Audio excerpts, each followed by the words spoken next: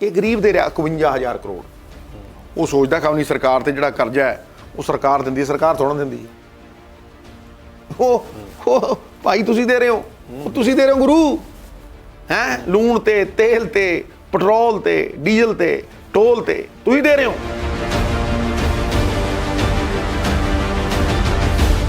ਤੁਹਾਨੂੰ ਲੱਗਦਾ ਹੈ ਕਿ ਇਸ ਮਾਹੌਲ ਦੇ ਵਿੱਚ ਕਦੀ ਇਨਸਾਫ ਹੋ ਸਕੇਗਾ? ਪੋਲੀਟੀਕਲ ਪ੍ਰੈਸ਼ਰ ਥੱਲੇ ਪਹਿਲਾਂ ਕੋਈ ਇਨਸਾਫ ਨਹੀਂ ਹੋ ਸਕਿਆ, ਹੁਣ ਦੁਬਾਰਾ ਹੋ ਜਾਏਗਾ ਕੋਈ ਇਨਸਾਫ? ਭਾਜੀ ਮੇਰੀ ਗੱਲ ਨੂੰ ਦੱਸੋ, ਜੇ ਡੀਜੀਪੀ ਨਾ ਬਦਲਦਾ, ਐਡਵੋਕੇਟ ਜਨਰਲ ਨਾ ਬਦਲਦਾ, ਇਹ FIR ਹੁੰਦੀ ਸੀ? ਸਭ ਤੋਂ ਵੱਡਾ ਸਵਾਲ ਮੈਂ ਕਹਿੰਦਾ ਪੰਜਾਬ ਦੇ ਲਈ, ਨੌਜਵਾਨਾਂ ਦੇ ਲਈ, ਹਰੇਕ ਬੰਦੇ ਦੇ ਲਈ ਸਭ ਤੋਂ ਵੱਡਾ ਸਵਾਲ, ਤੁਸੀਂ ਸਕਿੱਲ ਦਿੱਤੀ। ਮੈਂ ਫੈਕਟਰੀ ਚਲਾਉਣਾ, ਮੈਂ ਦਾਰੂ ਵੇਚਦਾ, ਮੈਂ ਸ਼ਾਮ ਨੂੰ 6 ਪੈਗ ਲਾਉਣਾ, ਸਵੇਰੇ ਮੈਂ ਸਟੇਜ ਤੇ ਖੜ ਕੇ ਕਹਿਣਾ ਦਾਰੂ ਪੀਣਾ ਹਾਨੀਕਾਰਕ ਹੈ, ਕੌਣ ਮੰਨੂ? ਇਸ਼ਕ ਮੁਸ਼ਕ, ਲਸਣ ਦੀ ਵਾਸਤੇ ਚੋਰੀ, ਇਹ ਛੁਪਾਈ ਛੁਪਦੀ ਹੈ। ਅਸੰਭਵ ਸ਼ਬਦ ਬੇਵਕੂਫਾਂ ਦੇ ਸ਼ਬਦਕੋਸ਼। ਦੋਸ਼ ਕਿਸੇ ਇੰਡੀਵਿਜੂਅਲ 'ਚ ਨਹੀਂ, ਉਸ ਇੰਡੀਵਿਜੂਅਲ ਨੂੰ ਤੋੜਿਆ ਜਾਂਦਾ, ਉਹਨੂੰ ਇਹ ਕਿਹਾ ਜਾਂਦਾ ਵੀ ਉਹ ਫਲਾਨਾ ਚੋਰੀ ਕਰ। ਤੋਂ ਪਹਿਲਾਂ ਗੈਂਗ ਹੁੰਦੀਆਂ ਸੀ ਨਾ, ਉਹ ਕਹਿੰਦੇ ਕਤਲ ਕਰ, ਸੋ ਕਤਲ ਕਰਕੇ ਆ ਜਾਂਦਾ ਸੀ, ਫਿਰ ਉਹ ਕਹਿੰਦੇ ਹੁਣ ਠੀਕ ਹੈ, ਸੇਫ ਹੈ। ਵਿਧਾਇਕ ਬਣੇ ਸੀ 5 ਸਾਲ ਪਹਿਲਾਂ, ਵਿਧਾਇਕਾਂ ਨੇ ਮੁੱਖ ਮੰਤਰੀ ਨੂੰ ਬਦਲ ਦਿੱਤਾ, ਕਿਸੇ ਮਕਸਦ ਨਾਲ ਬਦਲੇ, ਠੀਕ ਹੈ। ਲੋਕ ਨਹੀਂ ਮਕਸਦ ਸਮਝਦੇ। ਲੋਕਾਂ ਨੇ ਤੁਹਾਨੂੰ 5 ਸਾਲ ਦਿੱਤੇ ਸੀ, ਬੀਜ ਦੇਣਗੇ, ਗੱਡ ਦੇਣਗੇ, ਦੇਖਿਓ ਤੁਸੀਂ ਗੱਡ ਦੇਣਗੇ। ਤੇ ਜੇ ਕਿਤੇ ਸੋਚੋ ਵੀ ਬੇਵਕੂਫ ਬਣਾ ਕੇ ਅਦਕੀ ਸਰਕਾਰ ਬਣਾ ਲਓਗੇ ਲੋਕਾਂ, ਤੇ ਸਿੱਧੂ ਨਹੀਂ ਬਣ ਦਿੰਦਾ।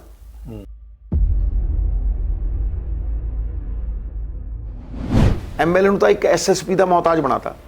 ਤੇਰਾ SSP, ਤੇਰਾ DSP, ਉਹਦਾ DSP ਮਾੜਾ ਜਿਹਾ ਲਾਓ ਸਹੀ, ਉਹ ਚਾਂਗਾ ਮਾਰਦਾ, ਹਾਏ ਮੇਰਾ DSP, ਹਾਏ ਮੇਰਾ SSP।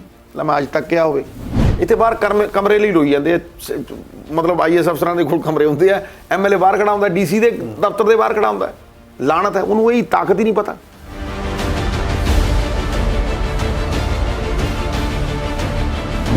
ਉੱਥੇ ਤਾਂ ਕਿ ਮੈਂ 8 ਲੱਖ ਨੌਕਰੀ ਦਊਂ 2014 'ਚ, ਦਿੱਤੀ 400 ਹੈ। RTI ਹੈ 440 ਨੌਕਰੀਆਂ। ਪੁੱਛੋ ਨਾ ਇਹਨੂੰ ਕਿੰਨੇ ਹਸਪਤਾਲ ਬਣਾਏ? 0। ਕਹਿੰਦਾ ਜੀ 20। ਕਿੰਨਾ ਕੀ ਨਵਾਂ ਖੋਲਿਆ ਦੱਸੋ? 22,000 ਟੀਚਰ ਸੜਕਾਂ ਤੇ ਫਿਰਦਾ, ਮੈਂ ਨਾਲ ਬੈਠਾ ਉਹਨਾਂ ਦੇ। ਉਹ ਕਹਿੰਦਾ ਸਾਥੋਂ 15 ਦਿਨਾਂ ਦਾ ਕੰਟਰੈਕਟ ਕਰਾਇਆ ਜੀ ਇਹਨੇ, ਵੀ 15 ਦਿਨਾਂ ਬਾਅਦ ਤੁਹਾਡੀ ਨੌਕਰੀ ਰਿਨਿਊ ਕਰਾਂਗੇ। ਡੇਲੀ ਵੇਜਰ ਦੇ ਉੱਤੇ ਨੌਕਰੀ ਕਰਾਉਂਦਾ ਉਹਨਾਂ ਤੋਂ, ਟੀਚਰਾਂ ਤੋਂ। ਤੇ ਇੱਥੇ ਆ ਕੇ ਵੱਡੀਆਂ ਵੱਡੀਆਂ ਡੀਂਗਾਂ ਮਾਰਦਾ।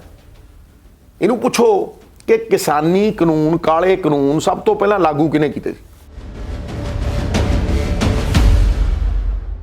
ਤੂੰ ਸਭ ਤੋਂ ਪਹਿਲਾਂ ਆਇਆ ਇੱਥੇ, ਡਰਾਮਾ ਕੀਤਾ, ਝੂਠਾ ਫਰਾਡ ਆਦਮੀ। ਤੂੰ ਟਿਕਾ ਕੇ ਕਿਹਾ ਜੀ ਡਰੱਗ ਦਾ ਮਾਮਲਾ ਹੈ ਜੀ, ਡਰੱਗ ਅਸੀਂ ਡਰੱਗ ਮਾਫੀਆ ਅੰਦਰ ਕਰ ਦਿਆਂਗੇ ਜੀ, ਫਲਾਨਾ ਕਰ ਦਿਆਂਗੇ, ਢਮਕਾਨਾ ਕਰ ਦਿਆਂਗੇ। ਫਿਰ ਤੂੰ ਕਿਹਾ ਸੌਰੀ ਸਰ, ਗੋਡਿਆਂ 'ਚ ਲੇਟ ਕੇ ਤੂੰ ਮਾਫੀ ਮੰਗੀ। ਤੇ ਜਦੋਂ ਮੈਂ ਕਹਿੰਦਾ ਬਹਿਸ ਕਰ ਲੈ, ਕਹਿੰਦਾ ਭਗਵੰਤ ਨਾਲ ਕਰ। ਕਿਉਂ? ਤੇਰਾ ADC ਹੈ ਭਗਵੰਤ। ਤੁਸੀਂ ਕਰਜ਼ਾ ਲੈ ਕੇ ਕਰਜ਼ੇ ਨਾਲ ਸਰਕਾਰ ਚਲਾ ਰਹੇ ਹੋ, ਫਿਰ ਕਰਜ਼ੇ ਨਾਲ ਕਰਜ਼ਾ ਮੋੜ ਦਿਓ। ਇੱਕ ਪਿਓ ਵਰਗਾ ਚੀਫ ਮਿਨਿਸਟਰ ਲਿਆਉਣਾ ਪੈਣਾ। ਔਰ ਅਗਰ ਤੁਸੀਂ ਆਪ ਹੀ ਕਾਣੇ ਹੋ ਤੇ ਫਿਰ ਤੇ ਉਹੀ ਹਿਸਾਬ ਹੋਣਾ ਨਾ ਭਾਜੀ, ਅੰਨਾ ਮਾਰੇ ਅੰਨੀ ਨੂੰ ਤੇ ਕਸੁੰਨ ਵਜੇ ਥੰਮੀ। ਜਿਸ ਤਰ੍ਹਾਂ ਇੱਕ ਪਰਿਵਾਰ 'ਚ 2 ਟਿਕਟਾਂ ਨਹੀਂ ਦੇਣੀਆਂ। ਅਜੀਤ ਵੈਬ TV ਦੇ ਦਰਸ਼ਕਾਂ ਲਈ ਅੱਜ ਸਾਡੇ ਨਾਲ ਪੰਜਾਬ ਪ੍ਰਦੇਸ਼ ਕਾਂਗਰਸ ਦੇ ਪ੍ਰਧਾਨ ਸਰਦਾਰ ਨਵਜੋਤ ਸਿੰਘ ਸਿੱਧੂ ਹਾਜ਼ਰ ਨੇ। ਅਸੀਂ ਉਹਨਾਂ ਨਾਲ ਪੰਜਾਬ ਦੇ ਤਾਜ਼ਾ ਹਾਲਾਤ ਅਤੇ ਕਾਂਗਰਸ ਨਾਲ ਸੰਬੰਧਿਤ ਤਾਜ਼ਾ ਮਸਲਿਆਂ ਤੇ ਗੱਲਬਾਤ ਕਰਾਂਗੇ। ਸਰਦਾਰ ਨਵਜੋਤ ਸਿੰਘ ਜੀ, ਜੋ ਕਿ ਆਪਣੀ ਬੇਬਾਕ ਵਿਚਾਰਾਂ ਲਈ ਜਾਣੇ ਜਾਂਦੇ ਨੇ, ਆਮ ਤੌਰ ਤੇ ਉਹ ਆਪਣੇ ਵਿਚਾਰ ਬੜੇ ਸਪਸ਼ਟ ਪ੍ਰਗਟ ਕਰਦੇ ਆਏ ਨੇ। ਸਤਿ ਸ਼੍ਰੀ ਅਕਾਲ ਜੀ। ਸਤਿ ਸ਼੍ਰੀ ਅਕਾਲ ਭਾਜੀ। ਸਰ ਨਵਜੋਤ ਸਿੰਘ ਜੀ, ਪੰਜਾਬ 'ਚ ਜਿਹੜੀ ਚੋਣ ਮੁਹਿੰਮ ਹੈਗੀ ਹੈ ਉਹ ਤਕਰੀਬਨ ਸ਼ੁਰੂ ਹੋ ਗਈ ਹੈ। ਤੁਹਾਡੇ ਵੱਲੋਂ ਵੀ ਰੈਲੀਆਂ ਚਾਲੂ ਕਰਤੀਆਂ ਗਈਆਂ, ਬਾਕੀ ਪਾਰਟੀਆਂ ਨੇ ਵੀ ਰੈਲੀਆਂ ਸ਼ੁਰੂ ਕਰ ਦਿੱਤੀਆਂ। ਔਰ ਬਹੁਤ ਸਾਰੀਆਂ ਪਾਰਟੀਆਂ ਨੇ ਜਿਨ੍ਹਾਂ 'ਚ ਜਿਵੇਂ ਅਕਾਲੀ ਦਲ ਔਰ ਆਪ ਨੇ ਬਹੁਤ ਸਾਰੇ ਕੈਂਡੀਡੇਟਸ ਵੀ ਅਨਾਉਂਸ ਕਰ ਦਿੱਤੇ ਨੇ। ਕਾਂਗਰਸ ਆਪਣੀ ਪਹਿਲੀ ਸੂਚੀ ਕਦੋਂ ਤੱਕ ਜਾਰੀ ਕਰ ਦੇਵੇਗੀ ਕੈਂਡੀਡੇਟਸ ਦੀ? ਸਰ, ਕਾਂਗਰਸ ਦਾ ਇੱਕ ਸਿਸਟਮ ਹੈ, ਕਾਂਗਰਸ ਕਦੇ ਵੀ ਪਹਿਲਾਂ ਸੀਟਾਂ ਡਿਕਲੇਅਰ ਨਹੀਂ ਕਰਦੀ। ਕਾਂਗਰਸ ਹਮੇਸ਼ਾ ਹੀ ਲਾਸਟ ਮੂਮੈਂਟ ਦੇ ਉੱਤੇ ਸੀਟਾਂ ਡਿਕਲੇਅਰ ਕਰਦੀ ਹੈ, ਲੇਕਿਨ ਇਸ ਵਾਰ ਹੋ ਸਕਦਾ ਹੈ ਕਿ ਕੁਝ ਸੀਟਾਂ, ਹੋ ਸਕਦਾ 1/3, ਹੋ ਸਕਦਾ ਅੱਧੀਆਂ, ਇਹ ਪਹਿਲਾਂ ਅਨਾਉਂਸ ਹੋ ਜਾਣ। ਕਦੋਂ ਤੱਕ ਕੁਝ ਵੇਖੋ, ਇਹ ਤੇ ਮੀਡੀਆ ਦੇ ਥਰੂ ਅਸੀਂ ਨਹੀਂ ਦੱਸ ਸਕਦੇ, ਬਟ ਇੰਨਾ ਹੈ ਕਿ ਕੁਝ ਵਿਚਾਰ ਵਟਾਂਦਰੇ ਹੋਏ ਨੇ, ਕੁਝ ਮੀਟਿੰਗਾਂ ਵੀ ਹੋਈਆਂ ਨੇ, ਸਕਰੀਨਿੰਗ ਕਮੇਟੀ ਦੀ ਵੀ ਮੀਟਿੰਗ ਹੈਗੀ, ਕੱਲ੍ਹ ਵੀ ਹੈਗੀ ਹੈ। ਸੋ ਇਸ ਕਰਕੇ ਉਹਦੇ 'ਚ ਕੁਝ ਪਾਰਟੀ ਦੇ ਫੈਸਲੇ ਹੋਏ ਨੇ, ਬੜੇ ਅਹਿਮ ਫੈਸਲੇ ਹੋਏ ਨੇ, ਜਿਸ ਤਰ੍ਹਾਂ ਇੱਕ ਪਰਿਵਾਰ 'ਚ 2 ਟਿਕਟਾਂ ਨਹੀਂ ਦੇਣੀਆਂ। ਕੁਝ ਦੇ ਉੱਤੇ ਹਲੇ ਚਰਚਾ ਚੱਲ ਰਹੀ ਹੈ।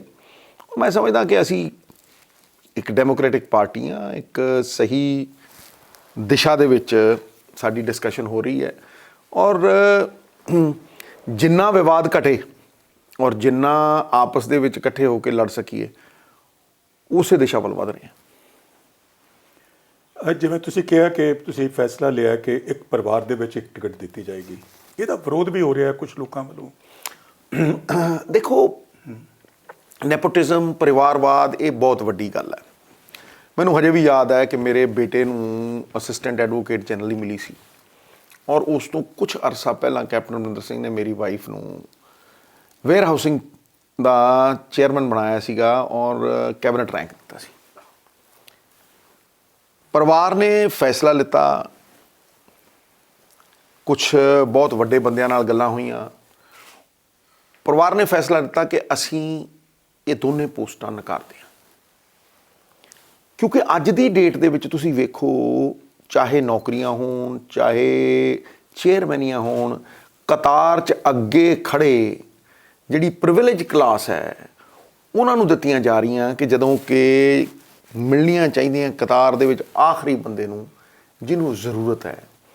ਤਰਸ ਦੇ ਆਧਾਰ ਦੇ ਉੱਤੇ ਵੀ ਤੁਸੀਂ ਦੇਖੋਗੇ, ਬਰਗਾੜੀ ਕਾਂਡ ਹੋਇਆ, ਉਹਦੇ 'ਚ ਜਿਹੜੇ 2-2 ਸਾਲ ਮੰਜੇ 'ਤੇ ਪਏ ਰਹੇ, ਜਿਹੜੇ ਵਾਹਿਗੁਰੂ ਵਾਹਿਗੁਰੂ ਜਪਦੇ ਸ਼ਹੀਦ ਹੋਏ, ਉਹਨਾਂ ਦੇ ਪਰਿਵਾਰਾਂ ਨੂੰ ਨੌਕਰੀਆਂ ਨਹੀਂ ਮਿਲੀਆਂ।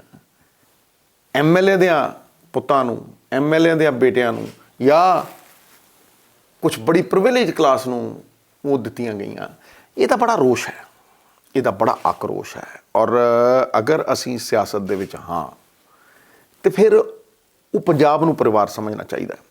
ਇਹ ਸ਼ਾਸਕ ਭਾਵ ਸਿੱਟ ਕੇ ਪਰਿਵਾਰ ਦਾ ਭਾਵ ਜਗਾਉਣਾ ਪੈਣਾ, ਭੈਣ ਦਾ, ਭਾਈ ਦਾ, ਇੱਕ ਪਿਓ ਵਰਗਾ ਚੀਫ ਮਿਨਿਸਟਰ ਲਿਆਉਣਾ ਪੈਣਾ। ਔਰ ਅਗਰ ਤੁਸੀਂ ਆਪ ਹੀ ਕਾਣੇ ਹੋ ਤੇ ਫਿਰ ਤੇ ਉਹੀ ਹਿਸਾਬ ਹੋਣਾ ਨਾ ਭਾਜੀ, ਅੰਨਾ ਮਾਰੇ ਅੰਨੀ ਨੂੰ ਤੇ ਕਿਸੁੰਨ ਵਜੇ ਥੰਮੀ ਨੂੰ। ਤੇ ਫਿਰ ਤੇ ਦਿਸ਼ਾਹੀਨ ਕਿਸ ਤਰ੍ਹਾਂ ਦਸ਼ਾ ਬਦਲੀ ਜਾਏਗੀ।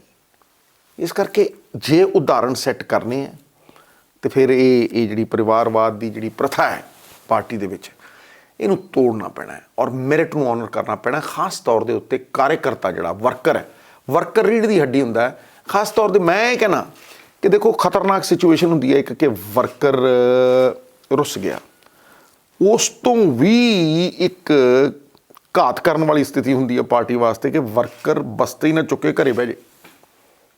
ਜਦੋਂ ਤੁਸੀਂ ਇਹੋ ਜਿਹਾ ਕੁਝ ਕਰਦੇ ਹੋ ਤੇ ਉਹਨੂੰ ਇਹ ਲੱਗਦਾ ਯਾਰ ਮੇਰੀ ਜਿਹੜੀ ਸਾਲਾਂ ਦੀ ਮਿਹਨਤ, ਜਿਹੜਾ ਮੈਂ ਮੁਕੱਦਮੇ ਝੇਲਦਾ ਰਿਹਾ, ਡਾਂਗਾਂ ਖਾਂਦਾ ਰਿਹਾ, ਪਾਰਟੀ ਖਾਤਰ ਮਰਦਾ ਰਿਹਾ, ਤੇ ਸਾਡੀ ਮੈਰਿਟ ਨੂੰ ਆਨਰ ਕਰਨ ਵਾਲਾ ਕੋਈ ਹੈ ਹੀ ਨਹੀਂ। ਇਹੀ the bane of the Indian society is ਕਿ ਜਿਹੜਾ ਹੁਨਰ ਹੈ, ਜਿਹੜੀ ਮੈਰਿਟ ਹੈ, ਉਹ ਆਨਰ ਨਹੀਂ ਹੁੰਦੀ। ਭਾਜੀ ਮੈਂ ਕ੍ਰਿਕਟ ਖੇਡਿਆ, 19 ਦਾ 21 ਨਹੀਂ ਕਰ ਸਕਦਾ ਕੋਈ। ਟੈਲੀਵਿਜ਼ਨ, ਆਪਾਂ ਟੈਲੀਵਿਜ਼ਨ ਕਰ ਰਹੇ ਹਾਂ, ਇਹ ਟੈਲੀਵਿਜ਼ਨ ਝੂਠ ਨਹੀਂ ਬੋਲਦਾ, 19 ਦਾ 18 ਨਹੀਂ ਹੁੰਦਾ, 18 ਦਾ 19 ਨਹੀਂ ਹੁੰਦਾ। ਲੇਕਿਨ ਪੋਲੀਟਿਕਸ ਦੇ ਵਿੱਚ 5 ਦਾ 500 ਕਰ ਦਿਓ ਤੇ 1000 ਵਾਲੇ ਨੂੰ 0 ਬਣਾ ਕੇ ਖੜਾ ਕਰ ਦਿਓ, ਇਹ ਬੜਾ ਸੌਖਾ ਹੈ। ਇਸ ਕਰਕੇ ਸਭ ਤੋਂ ਵੱਡੇ ਚੈਲੰਜਸ ਪੋਲੀਟਿਕਸ ਦੇ ਵਿੱਚ ਨੇ। ਪੋਲੀਟਿਕਸ ਕ੍ਰੈਡੀਬਿਲਿਟੀ ਨਾਲ, ਮੋਰਲ ਅਥਾਰਟੀ ਨਾਲ, ਨੈਤਿਕਤਾ ਦੇ ਨਾਲ ਔਰ ਇੱਕ ਉਦਾਹਰਣ ਬਣ ਕੇ ਹੀ ਜਿੱਤੀ ਜਾ ਸਕਦੀ ਹੈ। ਇਸ ਕਰਕੇ ਇਹ ਫੈਸਲਾ ਚੰਗਾ ਹੈ। ਅੱਜ ਤੁਹਾਡੇ ਵਿਧਾਨਕਾਰਾਂ ਦੀ ਦੂਜੀ ਖੇਪ ਜਿਹੜੀ ਹੈਗੀ ਹੈ ਭਾਜਪਾ ਚਲੀ ਗਈ। ਪਹਿਲਾਂ ਮਿਸਟਰ ਗੁਰਮੀਤ ਰਾਣਾ ਗਏ ਸੀ, ਅੱਜ ਫਤਿਹ ਬਾਜਵਾ ਚਲੇ ਗਏ ਨੇ। ਰੌਲਾ ਇਹ ਹੈਗਾ ਕਿ ਕੁਝ ਹੋਰ ਤੁਹਾਡੇ ਵਿਧਾਇਕ ਵੀ ਭਾਜਪਾ 'ਚ ਜਾਣ ਬਾਰੇ ਗੱਲਬਾਤ ਕਰ ਰਹੇ ਨੇ। ਤੁਸੀਂ ਇਹਦੇ ਬਾਰੇ ਕੀ? ਦੇਖੋ, ਇਹਦੇ 'ਚ 2 ਚੀਜ਼ਾਂ ਨੇ। ਕੁਛ ਨੂੰ ਲੱਗਿਆ ਕਿ ਸਾਨੂੰ ਟਿਕਟਾਂ ਨਹੀਂ ਮਿਲਣੀਆਂ। ਪੋਲਿਟਿਕਸ ਓਪਰਚੁਨਿਜ਼ਮ ਦੀ ਗੇਮ ਵੀ ਬਹੁਤ ਜ਼ਿਆਦਾ ਹੋ ਗਈ। ਲਾਇਲਟੀ ਨਾਲੋਂ, ਵਚਨਬੱਧਤਾ ਦੇ ਨਾਲੋਂ, ਕਿਰਦਾਰਾਂ ਨਾਲੋਂ ਕੈਰੈਕਟਰ ਕ੍ਰਾਈਸਿਸ ਤਾਂ ਹੀ ਆਇਆ ਨਾ। ਬਸ ਇੱਕ ਧੰਦਾ ਬਣ ਗਿਆ, ਇੱਕ ਫਾਇਦੇ ਦੀ ਗੇਮ ਤਬਦੀਲ ਹੋ ਗਈ। ਜਿੱਥੇ ਲੱਗਦਾ ਵੀ ਮੈਨੂੰ ਟਿਕਟ ਨਹੀਂ ਮਿਲਣੀ ਤੇ ਮੇਰੇ ਟਿਕਟ ਲੈਣ ਦੇ ਚਾਂਸ ਘੱਟ ਨੇ, ਉੱਥੇ ਹੀ ਬੰਦਾ ਚਲਾ ਜਾਂਦਾ ਹੈ। ਔਰ ਅੱਜ ਹਾਲਾਤ ਐਸੇ ਨੇ ਕਿ ਜਿਹੜੀਆਂ ਸੰਸਥਾਵਾਂ ਨੇ ਭਾਜੀ, ਉਹਨਾਂ ਨੂੰ ਕਠਪੁਤਲੀਆਂ ਬਣਾ ਦਿੱਤਾ ਗਿਆ। ਤੁਸੀਂ ਦੇਖੋ CBI ਵਰਗੀਆਂ ਏਜੰਸੀਜ਼, ਕੋਰਟਾਂ ਨੇ ਆ ਕੇ ਪ੍ਰੈਸ ਕਾਨਫਰੰਸਾਂ ਕੀਤੀਆਂ ਨੇ, ਹਾਂਜੀ, IB, ਇਹ ਸਰਕਾਰਾਂ ਦੀਆਂ ਕਠਪੁਤਲੀਆਂ ਬਣ ਗਈਆਂ, ਤੋਤੇ ਬਣ ਗਏ, ਚੂਰੀ ਖਾ ਕੇ ਬੋਲਦੇ। ਇਹ ਬੜੀ ਮੰਦਭਾਗੀ ਪਰਿਸਥਿਤੀ ਹੈ। ਤੁਸੀਂ ਦੇਖੋ ਕਿਸ ਤਰੀਕੇ ਨਾਲ ED ਨੂੰ ਵਰਤਿਆ ਜਾ ਰਿਹਾ, ਤੁਸੀਂ ਦੇਖੋ ਕਿਸ ਤਰੀਕੇ ਦੇ ਨਾਲ ਏਜੰਸੀਆਂ ਨੂੰ ਵਰਤਿਆ ਜਾ ਰਿਹਾ ਹੈ, ਕਿਸ ਤਰੀਕੇ ਨਾਲ ਪੋਲਰਾਈਜੇਸ਼ਨ ਦੇ ਲਈ ਇੱਕ ਪਰਟੀਕੂਲਰ ਕਮਿਊਨਿਟੀ ਨੂੰ ਸਹਿਮ ਦੇ ਕੇ ਵੋਟਾਂ ਦੀ ਰਾਜਨੀਤੀ ਖਾਤਰ ਵਰਤਿਆ ਜਾ ਰਿਹਾ। ਦੇਖੋ ਕਿਸ ਤਰੀਕੇ ਦੇ ਨਾਲ ਵੱਡੇ ਵੱਡੇ ਡੇਰਿਆਂ ਦੇ ਉੱਤੇ ਮੁਕੱਦਮੇ ਪਾ ਕੇ ਉਹਨਾਂ ਦੀ ਬਾਂਹ ਮਰੋੜ ਕੇ ਫਿਰ ਉਦੋਂ ਬਾਅਦ ਤੁਸੀਂ ਉਹਨਾਂ ਤੋਂ ਸਿਰਫ ਵੋਟਾਂ ਹੀ ਲਿੱਤੀਆਂ, ਇਨਸਾਫ ਨਹੀਂ ਹੋਣ ਦਿੱਤਾ। ਇਹ ਜਿਹੜੀ ਨਿੱਜੀ ਸਵਾਰਥਾਂ ਦੀ ਸ਼ਤਰੰਜ ਦੀ ਖੇਡ ਬਣ ਗਈ ਹੈ ਨਾ, ਜਿੱਥੇ ਢਾਈ ਚਾਲ ਚੱਲ ਕੇ ਲੋਕਾਂ ਦਾ ਬੇਵਕੂਫ ਬਣਾ ਕੇ, ਮੂਰਖ ਬਣਾ ਕੇ ਤੁਸੀਂ ਆਪਣੇ ਮਸੌਦੇ, ਆਪਣੇ ਧੰਦੇ ਉਹਨਾਂ ਨੂੰ ਪੂਰਨ ਕਰ ਰਹੇ ਹੋ ਔਰ ਸੂਬੇ ਨੂੰ ਵੇਚ ਰਹੇ ਹੋ, ਗਿਰਵੀ ਰੱਖ ਰਹੇ ਹੋ।